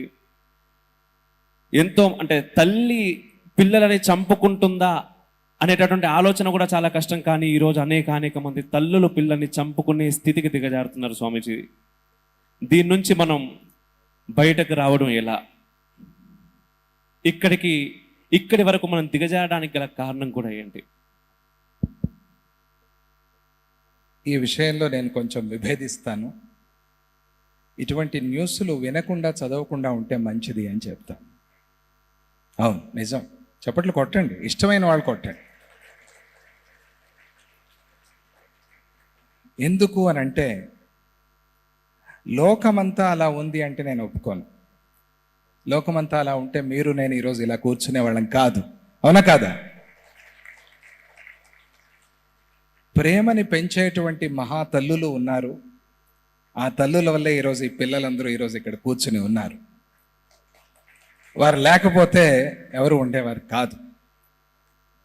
కానీ ఇటువంటి వార్తలు మనస్సుని కొంచెం కకలావికలం చేసేస్తాయి, చాలా కష్టపెడతాయి. ఇలా ఎందుకు జరుగుతుంది అనేటువంటి ప్రశ్న, అది బహుశా ఎక్కడో 100కో 1,00,00,000కో ఒకటి. అది అన్ని చోట్ల జరుగుతోంది అని చెప్పేందుకు వీల్లేదు. ఇటువంటి రాయకపోతే పత్రికలు నడవు. ఈరోజు ఒక తల్లి ఒక బిడ్డకి పాలు పట్టింది అని అంటే ఎవరు చదువుతారా అండి? ఒక బిడ్డ కోసం ఒక తండ్రి 20 కిలోమీటర్లు ప్రయాణం చేసి ప్రతిరోజు వ్యవసాయం చేసుకుని సంపాదించి తీసుకొచ్చి ఆ పిల్లవాడిని పోషిస్తాడు అంటే ఎవరు చదవరు. అందరికీ ఏం కావాలి? నెగటివ్ కావాలి. ఈ నెగటివ్ వార్త వినటము, ఈ నెగటివ్ వార్త చదవటం అనేది మనలో కూడా చాలా నెగటివిటీని పెంచుతుంది. దాన్ని మనం ముందు తగ్గించుకోవాలి. అది మనకు అనవసరం. కానీ ఇలా జరుగుతున్నాయి కదా అని అన్నప్పుడు కొన్ని జరుగుతున్నాయి, కొన్ని ఘోరాలు జరుగుతూ ఉన్నాయి, లేదని చెప్పలేదు. ఇటువంటివి ఈ వార్తలు చాలా ఘోరమైంది. అది నేను ఇప్పుడు వారు చెప్పంగానే నేను విన్నాను. చాలా మనస్సుకి వింటేనే అంత కష్టం అవుతుంది మనకి. కానీ అటువంటివి జరిగాయి అని అన్నప్పుడు ఊహించడానికి కూడా మన మనస్సు ఒప్పుకోదు కదా. ఎందుకంటే ఆ తల్లి మనస్సు అనేది ఆ బిడ్డ కోసం, ఆ బిడ్డని కాపాడటం కోసం, మాతృదేవత అని కదా మనం పిలుస్తాం. మాతృదేవో భవ, తల్లియే దేవత అని కదా మనకి శాస్త్రం చెప్తుంది. అటువంటి ఆ దేశంలో ఉన్నప్పుడు, ఇక్కడే అని కాదు ఎక్కడైనా సరే, అటువంటి విన్నప్పుడు చాలా కష్టం అవుతుంది మనస్సుకి. ఇటువంటి పరిస్థితి నుంచి బయటికి రావాలంటే ఏం చేయాలి అని అడిగారు. ఆ సందర్భము ఏమిటో, ఆవిడ మనస్థితి ఏమిటో మనకు తెలియదు. ఎందుకంటే ఇది ఒక ఇండివిజువల్ కేసు.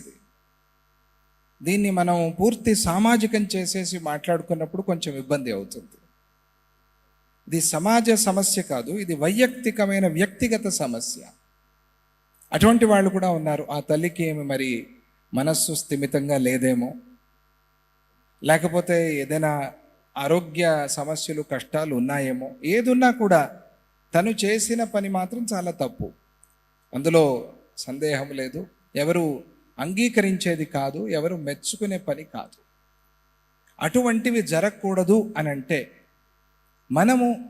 మనం ఉండే ప్రాంతంలో, మన ఏరియా అనుకోండి, లేకపోతే మన వీధి అనుకోండి, ఆ వీధిలో మనము ఎంత సకారాత్మకంగా, ఎంత పాజిటివ్నెస్ మనం పెంచగలుగుతున్నాము అనేది మనం ఆలోచన చేసుకోవాలి.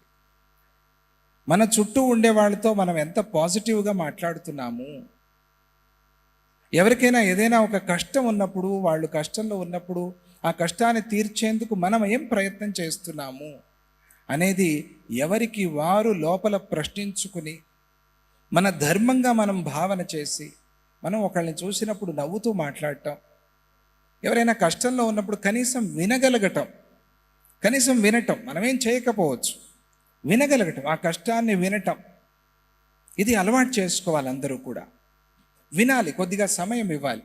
ఎవరికి లేవు కష్టాలు, మీకు కష్టాలే, మాకు కష్టాలే అని మనం అక్కడి నుంచి పారిపోతే వాళ్ళు ఆ కష్టాల నుంచి బయటపడలేరు.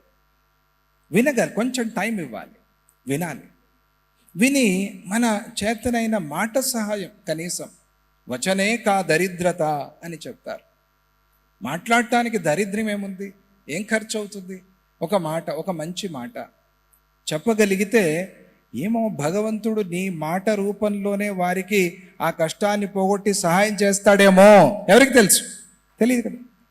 కాబట్టి దాన్ని అభ్యాసం చేసుకోవాలి. లోకల్లో ఆ మంచితనం అనే దాన్ని పెంచటానికి మనం ప్రయత్నం చేయాలి. మన వంతు మనం వెతికి వెళ్ళి చేయాలి. అది మనల్ని వెతుక్కుంటూ రాదు. మన ప్రపంచం ఇలా ఉండాలి అని అనుకుంటే మనం కూడా అక్కడే ఉన్నాం. కాబట్టి మన బాధ్యత, మనం ఏం చేశాము అనేది మనల్ని మనం ప్రశ్నించుకోవాలి. అలా ప్రశ్నించుకుని ఆ పాజిటివిటీ, ఆ మంచితనాన్ని మనం ప్రచారం చేయటానికి ప్రయత్నం చేయాలి. అలా చేసినప్పుడు ఇటువంటి వార్తలు మన చెవిన పడకుండా, ఇటువంటి దుర్ఘటనలు లోకంలో జరగకుండా ఉంటాయి. అలా ఉండాలి అని చెప్పి మనం ఆ భగవంతుడిని ప్రార్థన చేద్దాం. జై గురుదత్త.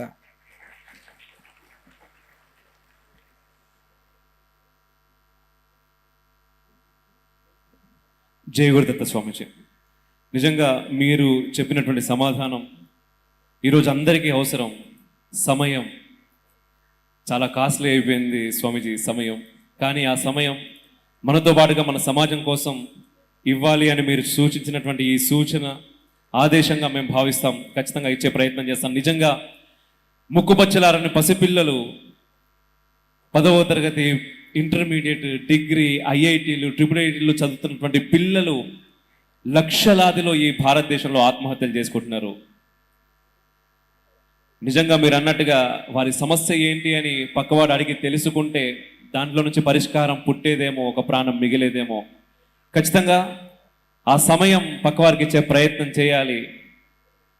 మరొక విషయం స్వామీజీ, భగవద్గీత గురించి నేను ఇంతకుముందు మిమ్మల్ని అడిగినప్పుడు, ఈరోజు ప్రపంచవ్యాప్తంగా ఎక్కడ చూసినా కూడా విదేశాల్లో ఉండేటటువంటి వేరే దేశీయులు సనాతన ధర్మం పట్ల ఆకర్షితులు అవుతున్నారు, గీత నేర్చుకుంటున్నారు. మీరు ముందుగా చెప్పినట్టుగా ప్రాణాయామం చేస్తున్నారు, యోగ సాధన చేస్తున్నారు, ఆశ్రమాలు వాళ్ళు కూడా పెట్టుకుంటున్నారు. కానీ భారతదేశంలో, ముఖ్యంగా తెలుగు రాష్ట్రాల్లో కొంతమేర కన్వర్షన్స్ ప్రభావం చాలా పెద్ద స్థాయిలో ఉంది.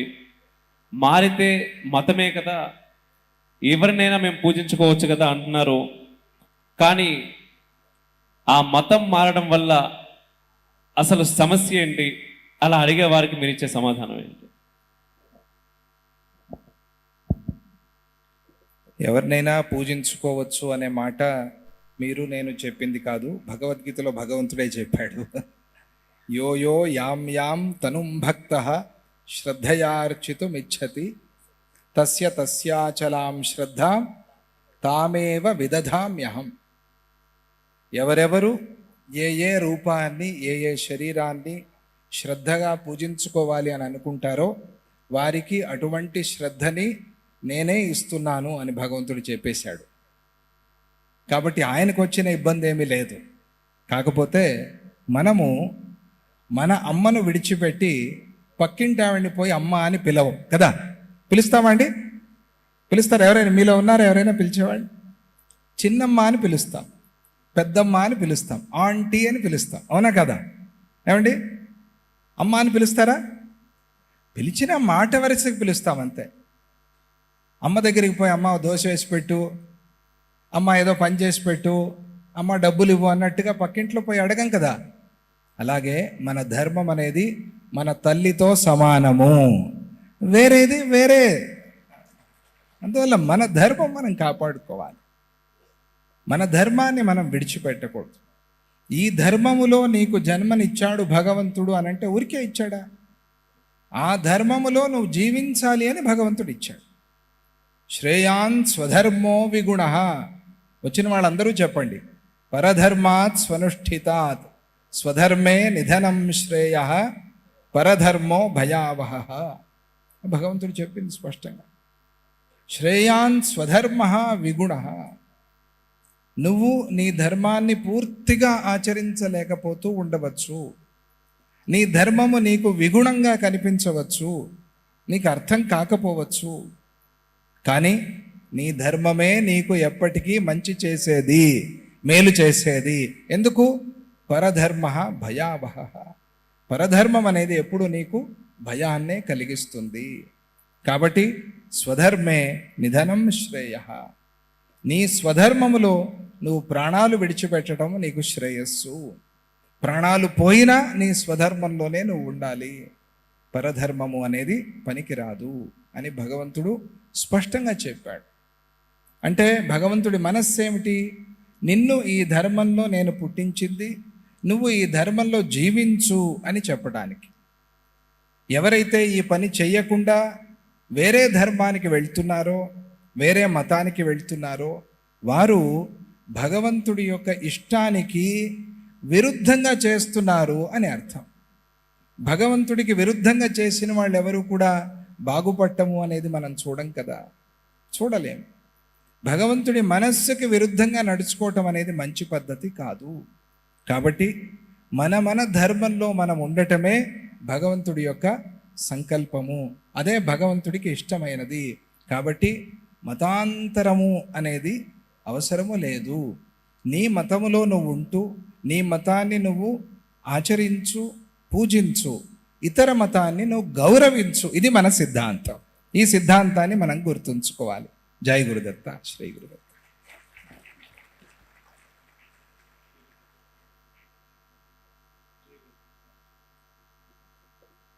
జై గురుదత్త స్వామీజీ. ఒక్క ప్రశ్న స్వామీజీ, తర్వాత క్వశ్చన్స్ తీసుకుంటాను. అయితే ఈరోజు నిజంగా సామాన్య హిందువులకి అనేక ప్రలోభాలు, ఒక పక్కన అనేక సమస్యలు. హిందూ జాతి క్షీణించాలని, హిందూ సంతతి తగ్గాలని బయటవాడు కుట్ర చేస్తున్నాడు. అదేవిధంగా ఇంతకుముందు మీరు అన్నట్టుగా కుటుంబ వ్యవస్థ కూడా తగ్గిపోతూ ఉంది. భారతీయ జనాభాలో హిందువుల జనాభా శాతము తగ్గుతూ ఉంది. అయితే ఇవన్నీ వింటున్నప్పుడు ఒక సామాన్య హిందువు ఈరోజు పొద్దున పరిస్థితికి రేపొద్దుటి పరిస్థితికి ఆలోచించేవాళ్ళు. రాత్రికి తినడం ఎలా, రేపొద్దున తినడం ఎలా, దానికి కష్టం ఎలా, పిల్లల ఫీజులు ఎలా. ఈ చట్రంలో ఉన్నటువంటి సామాన్య హిందువు నేను సమాజం కోసం, మన ధర్మం కోసం ఏదైనా చేయాలి, కానీ ఎలా అనేటటువంటి ప్రశ్న ఉద్భవిస్తుంది. వారికి మీరు ఇచ్చేటటువంటి ఒక సూచన, ఈ ధర్మం కోసం ఏం చేయొచ్చు నేను అన్నప్పుడు? నేను కొత్తగా చెప్పాల్సింది ఏమీ లేదు. భగవంతుడే దీనికి సమాధానం భగవద్గీతలో చెప్పాడు. ఎలా చెప్పాడు అనంటే, పరస్పరం భావయంతః శ్రేయః పరం అవాప్స్యథ. మీరు పరస్పరం ఒకళ్ళకొకళ్ళు సహాయం చేసుకోండి, దీనివల్ల నా అనుగ్రహం మీకు కలుగుతుంది అన్నాడు భగవంతుడు. అర్థమైందా మీకు నేను చెప్పిన మాట? ప్రతి ఒక్క హిందువు కూడా తోటి హిందువుకి సహాయం చేయాలి. దీన్ని మనం మర్చిపోరాదు. మన ఇంట్లో మన హెల్ప్, పని మనిషి అనకూడదు, హెల్పర్, మనకి హెల్ప్ చేసేటువంటి వ్యక్తి, తనకేదో మనం జీతం ఇస్తున్నాం. ఆ అమ్మాయో ఆ మనిషో వాళ్ళ ఇంట్లో పిల్లలు చదువుతున్నారా? వాళ్ళ ఇల్లు ఆ పిల్లలకి ఫీజు కడుతున్నారా? వాళ్ళ ఇంట్లో ఉండే వాళ్ళకి ఎవరికైనా ఆరోగ్యం ఏమైనా బాగుందా, ఏమైనా సమస్య వచ్చిందా అనేది మనం కనుక్కుని వాళ్ళ చదువులకి, వాళ్ళ ఆరోగ్యానికి, వాళ్ళ జీవితానికి పరస్పరము హిందువులు సహాయం చేసుకుంటే హిందువులకి ఎటువంటి ఇబ్బంది లేదు. అలా మనం జీవించాలి. అయితే ఇతరులకి చేయకూడదా అంటే, మీ దగ్గర ఉంటే ఖచ్చితంగా చేయండి, అందరికీ సహాయం చేయండి, వద్దని చెప్పలా.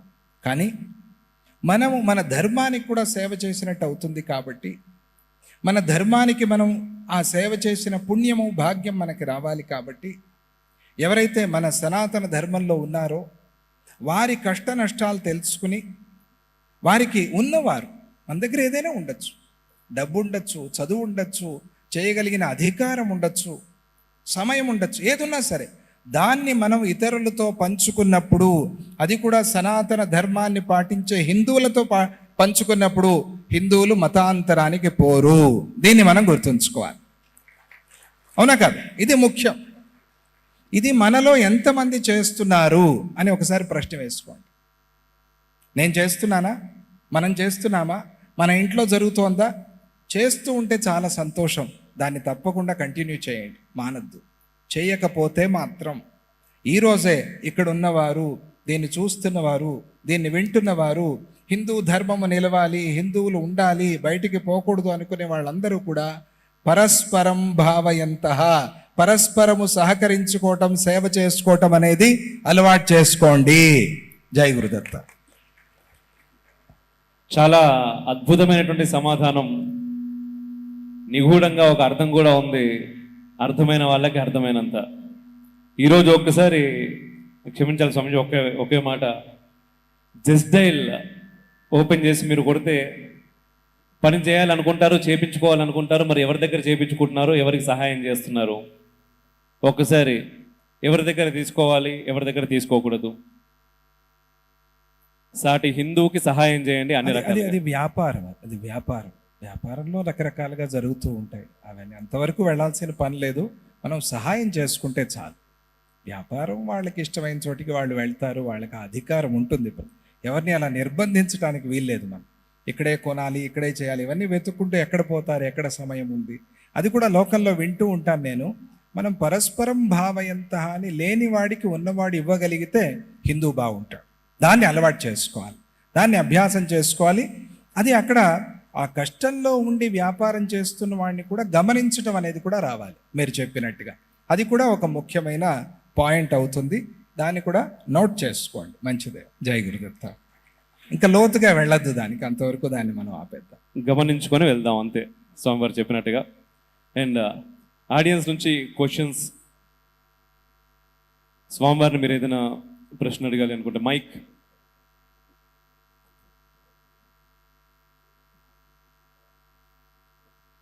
రాజకీయాలకు సంబంధించిన ప్రశ్నలు అడగండి. నాకు తెలియదు కూడా.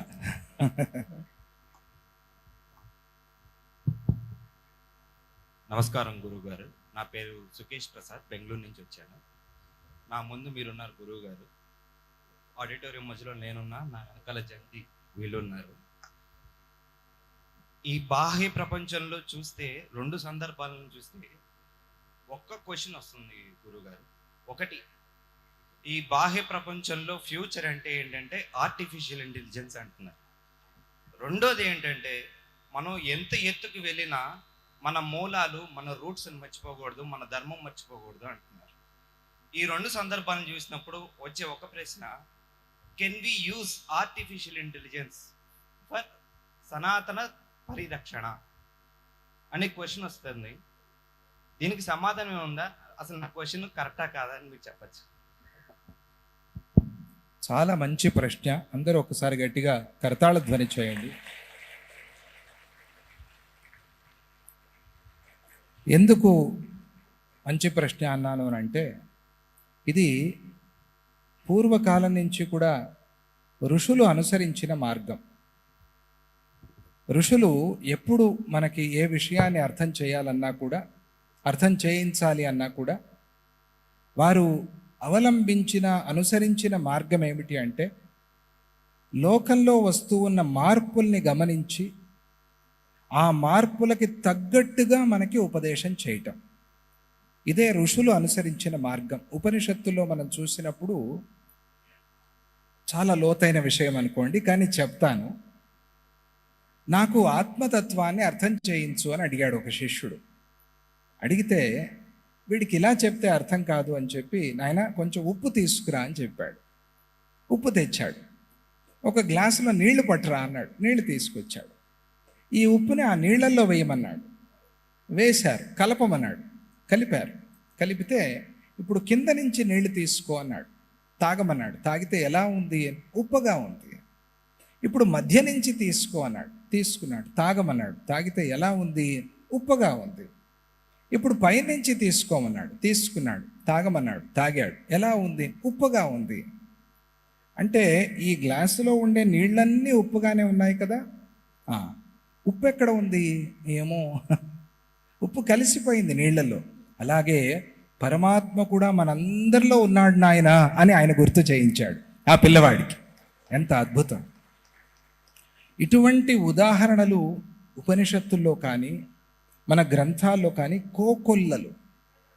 అంటే ఆయా కాలానికి ఎదుగుదల పెరుగుదల చూసి మనుష్యుల్లో వచ్చేటువంటి మార్పుని గమనించి ఆ మార్పుకి తగ్గట్టుగానే ఉపదేశం చేయటం అనేది మన పరంపర, మన గురు పరంపర. ఈ రోజుకి కూడా మనం చూస్తున్నాం. పూజ్య గురుదేవులు శ్రీ గణపతి సచ్చిదానంద స్వామిజీ వారు ఏఐని ఉపయోగించి ఏఐ ద్వారా 1,000,000 ప్రశ్నలకి సమాధానం చెప్తాను అనే ఒక సంకల్పాన్ని చేసుకున్నారు. ఏఐ ద్వారా చాలా మంచిది. ఏఐ అనేది వచ్చింది, చాట్ జీపీటీ అనేది వచ్చింది అనగానే నేను కొన్ని మహాభారతానికి సంబంధించిన ప్రశ్నలు టైప్ చేశా. ఎలా వస్తాయి చూద్దాము అని. ఆశ్చర్యకరంగా మనము ఏదైతే మన సంప్రదాయంలో మాట్లాడతామో మహాభారతంలో ద్రౌపదీదేవి గురించి కానీ, కర్ణుడి గురించి కానీ, యుధిష్ఠిరుడి గురించి కానీ మనం ఏదైతే చెప్తామో, కృష్ణ పరమాత్మ యొక్క రాసలీల గురించి కానీ ఏదైనా మనం చెప్తామో మాట్లాడతామో, మన ప్రవచనాల్లో మనం భక్తిగా చెప్పేటువంటి విషయాల్నే చాట్ జీపీటీ కూడా సమాధానంగా ఇచ్చింది. సంతోషం, ఆనందం. అదే సమాధానం ఇచ్చింది, ఎక్కడ విరుద్ధంగా ఇవ్వాల. అంటే అర్థం ఏమిటి? దాన్ని మనం వినియోగించుకోవచ్చు, ఉపయోగించుకోవచ్చు. తప్పకుండా మంచి ప్రశ్న. ఈ విషయంలో అందరూ కనువిప్పు కలగాలి అందరికీ. ఈ ఏఐని వాడుతూ మనం పిల్లలకి ఎలా చెప్పగలం, అలాగే ఏఐని మన ధర్మం విషయంలో మనం ఎలా వాడుకోవాలి అనేది కూడా మనం పిల్లలకు గనక చెప్పగలిగితే ఖచ్చితంగా ఎప్పుడు విజ్ఞానం అనేది జ్ఞానానికి ధర్మానికి సహకరించేదే కానీ విరుద్ధమైనది కానే కాదు అని సమాధానం. ఓకేనా? జై గురుదత్త. వాడాలి, ఖచ్చితంగా వాడాలి.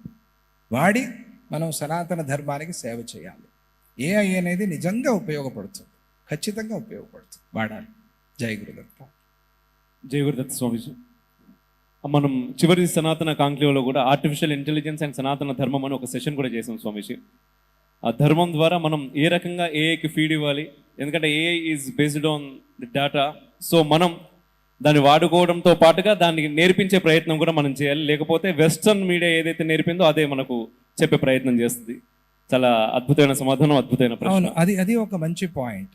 ఇప్పుడు మనం అక్కడ ఏదైనా సమాధానం రాలేదు అంటే we need to edit, we need to type it, we need to make it to learn. అది మన ఒక జవాబారి, మన బాధ్యత. దాని దగ్గర ఆ ఇన్ఫర్మేషన్ లేదు, so you feed the information, that is your responsibility. Anyone, ఎవరైనా సరే దానిలో లేని ఇన్ఫర్మేషన్ని మనం దాంట్లో మన గ్రంథాలకు తగ్గట్టుగా, మన సంప్రదాయానికి తగ్గట్టుగా మనం ఎడిట్ చేసి ఫీడ్ చేయగలగాలి. చేస్తే ఖచ్చితంగా దానిలో ఆ సమాధానం వస్తుంది. ఆ ప్రకారంగా మనం ఏఐని వాడుతూ సనాతన ధర్మానికి సేవ చేయాలి కూడా. మంచిది. దాన్ని బెంగళూరు నుంచి వచ్చి మంచి ప్రశ్న వేశారు. ఒకసారి కరతాళ ధ్వని చేయండి. నెక్స్ట్.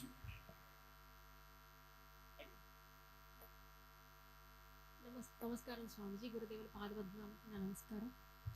నా పేరు హారిక, సనాతన ధర్మ బాల సంస్కరణ సమితి. మా పిల్లలకి మంచి చెప్పినా చెడు చెప్పినా నేను ఏదన్నా, అంటే చిన్నపిల్లల మనసులు తెల్లటి కాగితంతో సమానం అంటారు కదా, మనం ఏది రాస్తే అది. కానీ నా ముందున్న ప్రశ్న ఏంటంటే, ఇప్పుడు మనకి భగవద్గీతలో శ్రీకృష్ణుల వారు పోరాడమని చెప్పారు, అలాగే ప్రతి ఒక్కరికి ఆ, ఆ, పరోపకారం చేయాలని కూడా చెప్పారు. ఇప్పుడు పిల్లలకి కన్ఫ్యూజన్ అనమాట, మానవత్వం చూపించాలా, దేశభక్తి చూపిస్తే పోరాడాలి ఖచ్చితంగా, పోరాడినప్పుడు మానవత్వం మిస్ అవుతుంది ఖచ్చితంగా. ఇప్పుడు ఈ రెండింటిని సమన్వయం చేస్తూ విద్యార్థి దశలో నుండి పిల్లలు ఎటువంటి ధర్మాన్ని ఆచరించాలి, దేశభక్తి నేర్చుకోవాలి, ధర్మంలోని విషయాలు నేర్చుకోవాలి, మన ధర్మానికి తోడుగా నిలబడాలి, వీటినన్నిటిని సమన్వయం చేస్తూ మీరు మా పిల్లలకి ఇచ్చే సందేశం.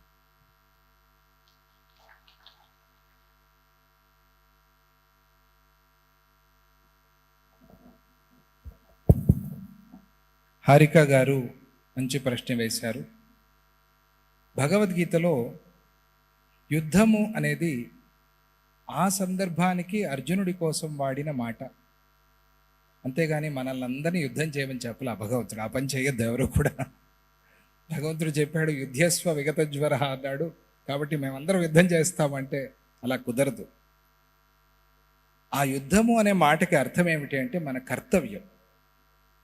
ఎవరెవరు ఏ ఏ పని చేయవలసి ఉందో ఆ పని వారికి యుద్ధం లాంటిది, అంతే కదా. ఇప్పుడు విద్యార్థులు విద్యాభ్యాసం చేయాలి, చదువుకోవాలి. ఆ చదువుకునే వయస్సులో వాళ్ళకి సోమారితనం, అశ్రద్ధ ఇటువంటివి రావటమే అర్జున విషాద యోగం. ఈ అర్జున విషాద యోగం వచ్చినప్పుడు మనం ఆ పిల్లలకి ఏం చెప్తాం? బాగా చదువుకోండి, వెళ్ళాలి, స్కూల్కి వెళ్ళాలి. ఆ అర్జునుడికి కృష్ణుడు ఏమేం మాటలు చెప్పాడో అవన్నీ మనం చెప్తాం. కానీ అక్కడ అది యుద్ధం కాదు, అది చదువు. అదే ఒక పిల్లవాడు డిగ్రీ పూర్తి చేసియో లేకపోతే పీజీ పూర్తి చేసి లేదా చదువంతా పూర్తి చేసి ఏదో ఉద్యోగమో వ్యాపారమో ఏదైనా ఇంటికో సమాజానికో పనికొచ్చే పని చేయకుండా ఎప్పుడు ఇంట్లో ఊరికే తిని పడుకుంటూ ఉంటే, ఏమిట్రా ఇంత ఇలా ఉన్నావు నువ్వు సోంబేరిగా, వెళ్ళు ఏదైనా పని చేయి అని చెప్తాం కదా. ఆ పని చేయి అని చెప్పటం ఆ పిల్లవాడికి యుద్ధం, అవునా కదా? ఆ సమయానికి వాడికి అది యుద్ధం. అలా మనము చేయవలసిన పని చేయకపోతే అర్జున విషాద యోగం మనల్ని ఆవరించినట్టు లెక్క. అప్పుడు భగవద్గీతలో భగవంతుడు ఆతిష్ఠోత్తిష్ఠ భారత, లే, నిద్రలే, పడుకోవద్దు, సోంబేరిగా ఉండద్దు అని భగవంతుడు తట్టి లేపాడు. కాబట్టి పిల్లలు యుద్ధము అనే మాటని యథాతథంగా అర్థం చేసుకోవద్దు. యుద్ధము అంటే జీవన సంగ్రామము. ఈ జీవన సంగ్రామంలో నీకు కర్తవ్యంగా ఏ పని అయితే వచ్చిందో నీ వయస్సుకి తగ్గట్టుగా, మీ ఇంటికి తగ్గట్టుగా, మీ దేశానికి తగ్గట్టుగా, నీ బాధ్యతకి తగ్గట్టుగా, నీ ధర్మానికి తగ్గట్టుగా నీకు ఏ పని అయితే సంక్రమించిందో ఆ పని చేయకపోవటము అనేది తప్పు, అదే మోహము. దాన్ని మనం మానుకోవాలి, మన కర్తవ్యాన్ని మనం పాటించాలి. అదే భగవద్గీత మనకి చెప్పేది. అంతేగాని యుద్ధం చేయమని భగవంతుడు చెప్పలేదు. అందరూ యుద్ధం చేస్తూ కూర్చుంటే ఇక మరి దేశం అనేది ఏముంటుంది? కాబట్టి యుద్ధము అనే మాటని అక్కడ కుస్తీ చెయ్యి, పోటీ పడు, తన్ను, కొట్టు అని కాదు భగవంతుడు చెప్పింది. భగవంతుడు యుద్ధాన్ని ఆపాలి అని సహస్రధా ప్రయత్నం చేశాడు. మనకి తెలుసు. మహాభారతం చూసారా మీరందరూ? పిల్లలు చూసారా సీరియల్? చేయొద్దండి చూసిన వాళ్ళు, మహాభారతం చూసిన వాళ్ళు. మరి మహాభారతంలో కృష్ణుడు సంధి చేయటానికి వెళ్ళాడా లేదా? వెళ్ళాడు కదా. ఎవరి దగ్గరికి వెళ్ళాడు? దుర్యోధనుడి దగ్గరికి వెళ్ళాడు కదా. కానీ వాళ్ళు ఒప్పుకోలే, వాళ్ళు తెలుసుకోలే. ధృతరాష్ట్రుడికి తెలియలా, దుర్యోధనుడికి తెలియలా. కాబట్టి యుద్ధం అయింది. యుద్ధం అవ్వాలి అనేది భగవంతుడి సంకల్పం కాదు. శాంతి నెలకొనాలి, వాళ్ళందరూ బాగుండాలి అనేది భగవంతుడి సంకల్పం. పోనీ ఇలాగైనా ధర్మ మార్గంలో వస్తారేమో అని ప్రయత్నం చేశాడు, వాళ్ళు రాలా. ఎన్ని ప్రయత్నాలు చేసినా కూడా వాళ్ళు తెలుసుకోలేకపోయారు. మరి కృష్ణుడే ప్రయత్నం చేస్తే ఎందుకు ఫలించలేదు? అది వేరే ప్రశ్న, అది ఇప్పుడు వద్దు, అది వేరే ప్రశ్న. మొత్తానికి ఎందుకో అలా ఉంది, అలా రాసిపెట్టి ఉంది. విధి, నియతి, నియమం అట్లా ఉంది. ఆ నియమాన్ని భగవంతుడు కూడా మీరడు. కాబట్టి ఆయన యుద్ధం చేయించాల్సి వచ్చింది. కానీ యుద్ధం చేసినా కూడా ఆ యుద్ధంలో నువ్వు ఉండాల్సింది ధర్మపక్షములో అనేది భగవంతుడు మనకి చెప్పాడు. అది భగవద్గీతలో ముఖ్యమైన సందేశం. అంతేగాని యుద్ధం చేయమనేది భగవంతుడి సందేశం కాదు. అందరూ మంచి మనస్సుతో కరుణగా శాంతిగా ఉండండి అనేదే భగవంతుడి యొక్క భగవద్గీతలో సందేశం. సశాంతిం అధిగచ్చతి కుత అశాంతస్య కుతసుఖం. శాంతి అనేది లేకపోతే సుఖం ఎక్కడి నుంచి వస్తుంది? కాబట్టి ముందు ఆ శాంతిగా ఉండటం నేర్చుకోండి అని భగవంతుడు కదా మనకి ఉపదేశం చేసింది. కాబట్టి పిల్లలు ఆ కన్ఫ్యూజన్ పెట్టుకోవద్దు. అది అర్జునుడి వరకు మాత్రమే.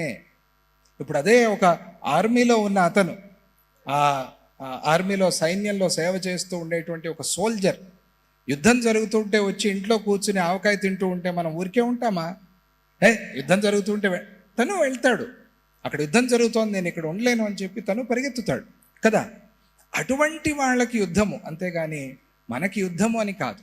మనమేం చేయాలి అని అంటే మనము మన కర్తవ్యాన్ని తెలుసుకుని ఆ కర్తవ్య నిష్ఠతో కర్తవ్యంలో ఎటువంటి లోపము లేకుండా ఉండటమే మన ధర్మము. అదే మన జీవితానికి యుద్ధం.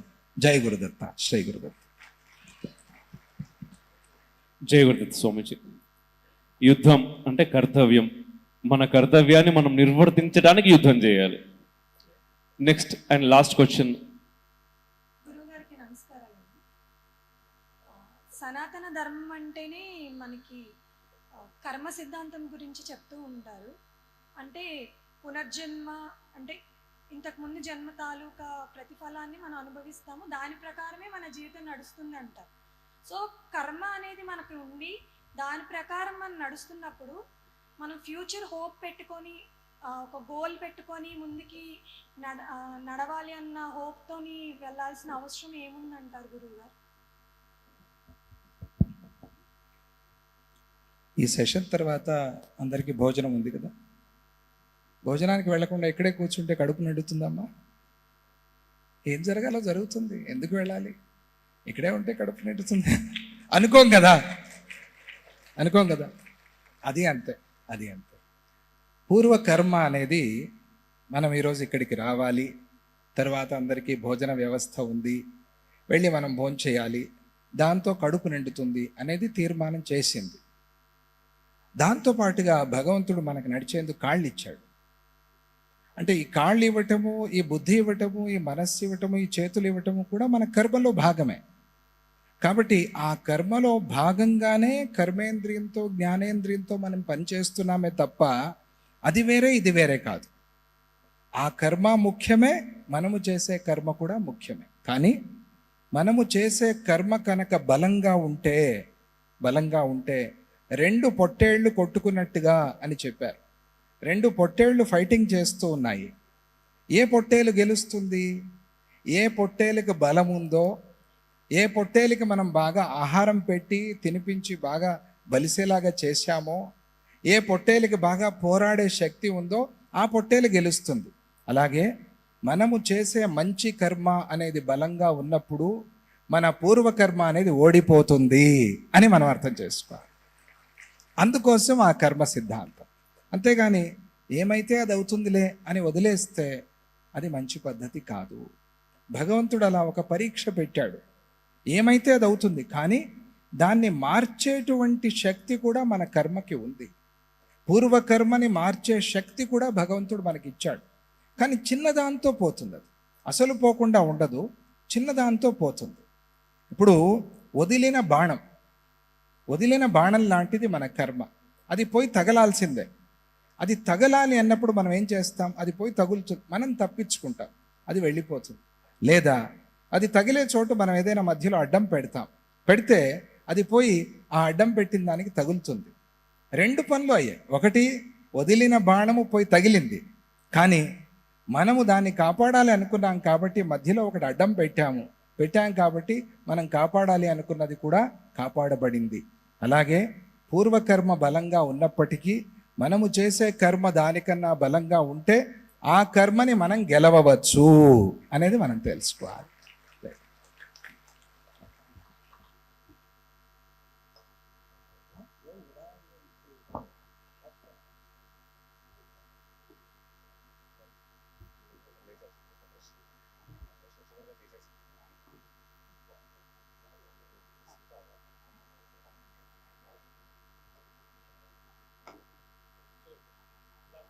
లాస్ట్.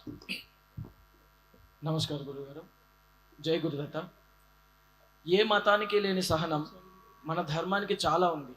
అయితే మనం ప్రస్తుత సమాజంలో ఎంత సహనంగా ఉన్నప్పటికీ మన మీదే ఎదురుదాడులు. అప్పటికి మనం ఎంత సహనంగా ఉన్నా మనకి కాకుండా అవతల వారికి సపోర్ట్ వస్తుంది. ఆ సమయంలో ఇంకెంత మేరకు, ఎంత మార్జిన్ వరకు మనం సహనాన్ని పాటించాలి, ఎప్పుడు దాన్ని దాటాలి?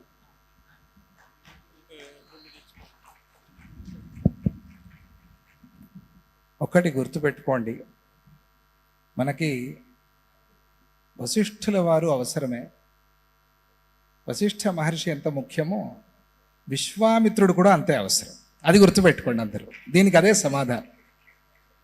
ఎప్పుడూ వశిష్ఠుడిలాగా ఉంటాను అంటే కూడా పనులు కావు. కొన్నిసార్లు విశ్వామిత్రుడు కావాలి కదా. రాములు వారు కూడా 3 రోజులు సముద్రం దగ్గర ఎదురు చూశాడు. దారిస్తారు. అంత క్షమాగుణం ఆయనకి.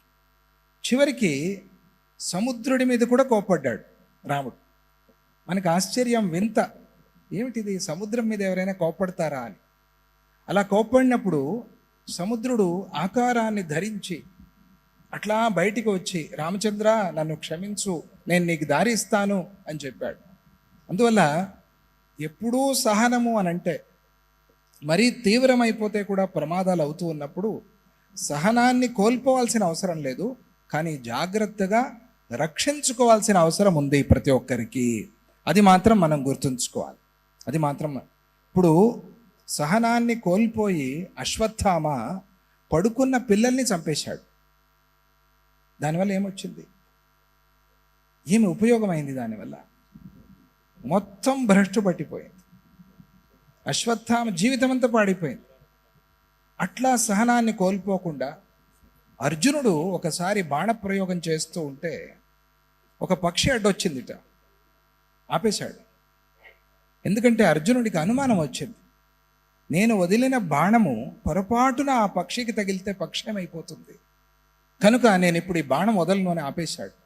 ఆపేస్తే ఇదే సందుగా తీసుకుని ఆ ఎదురుగా ఉండే శత్రుపక్షం వాడు అర్జునుడి మీద బాణం ప్రయోగించాడు. అర్జునుడికి తగిలింది, కానీ అర్జునుడు ఆనందించాడు. వింటున్నారా? అర్థమైందా? కానీ అర్జునుడు ఆనందించాడు. ఎందుకు? నేను ఆ పక్షిని కాపాడాను అనే తృప్తి, ఆనందం అర్జునుడికి ఉంది, కానీ ఆ శత్రురాజుకి ఆ ఆనందం లేదు. అర్జునుడి లాంటి సహనము మనకు కావాలి. శ్రీరామచంద్రుడి లాంటి ధర్మశ్రద్ధ కూడా మనకు కావాలి. జై గురుదత్త, శ్రీ గురుదత్త.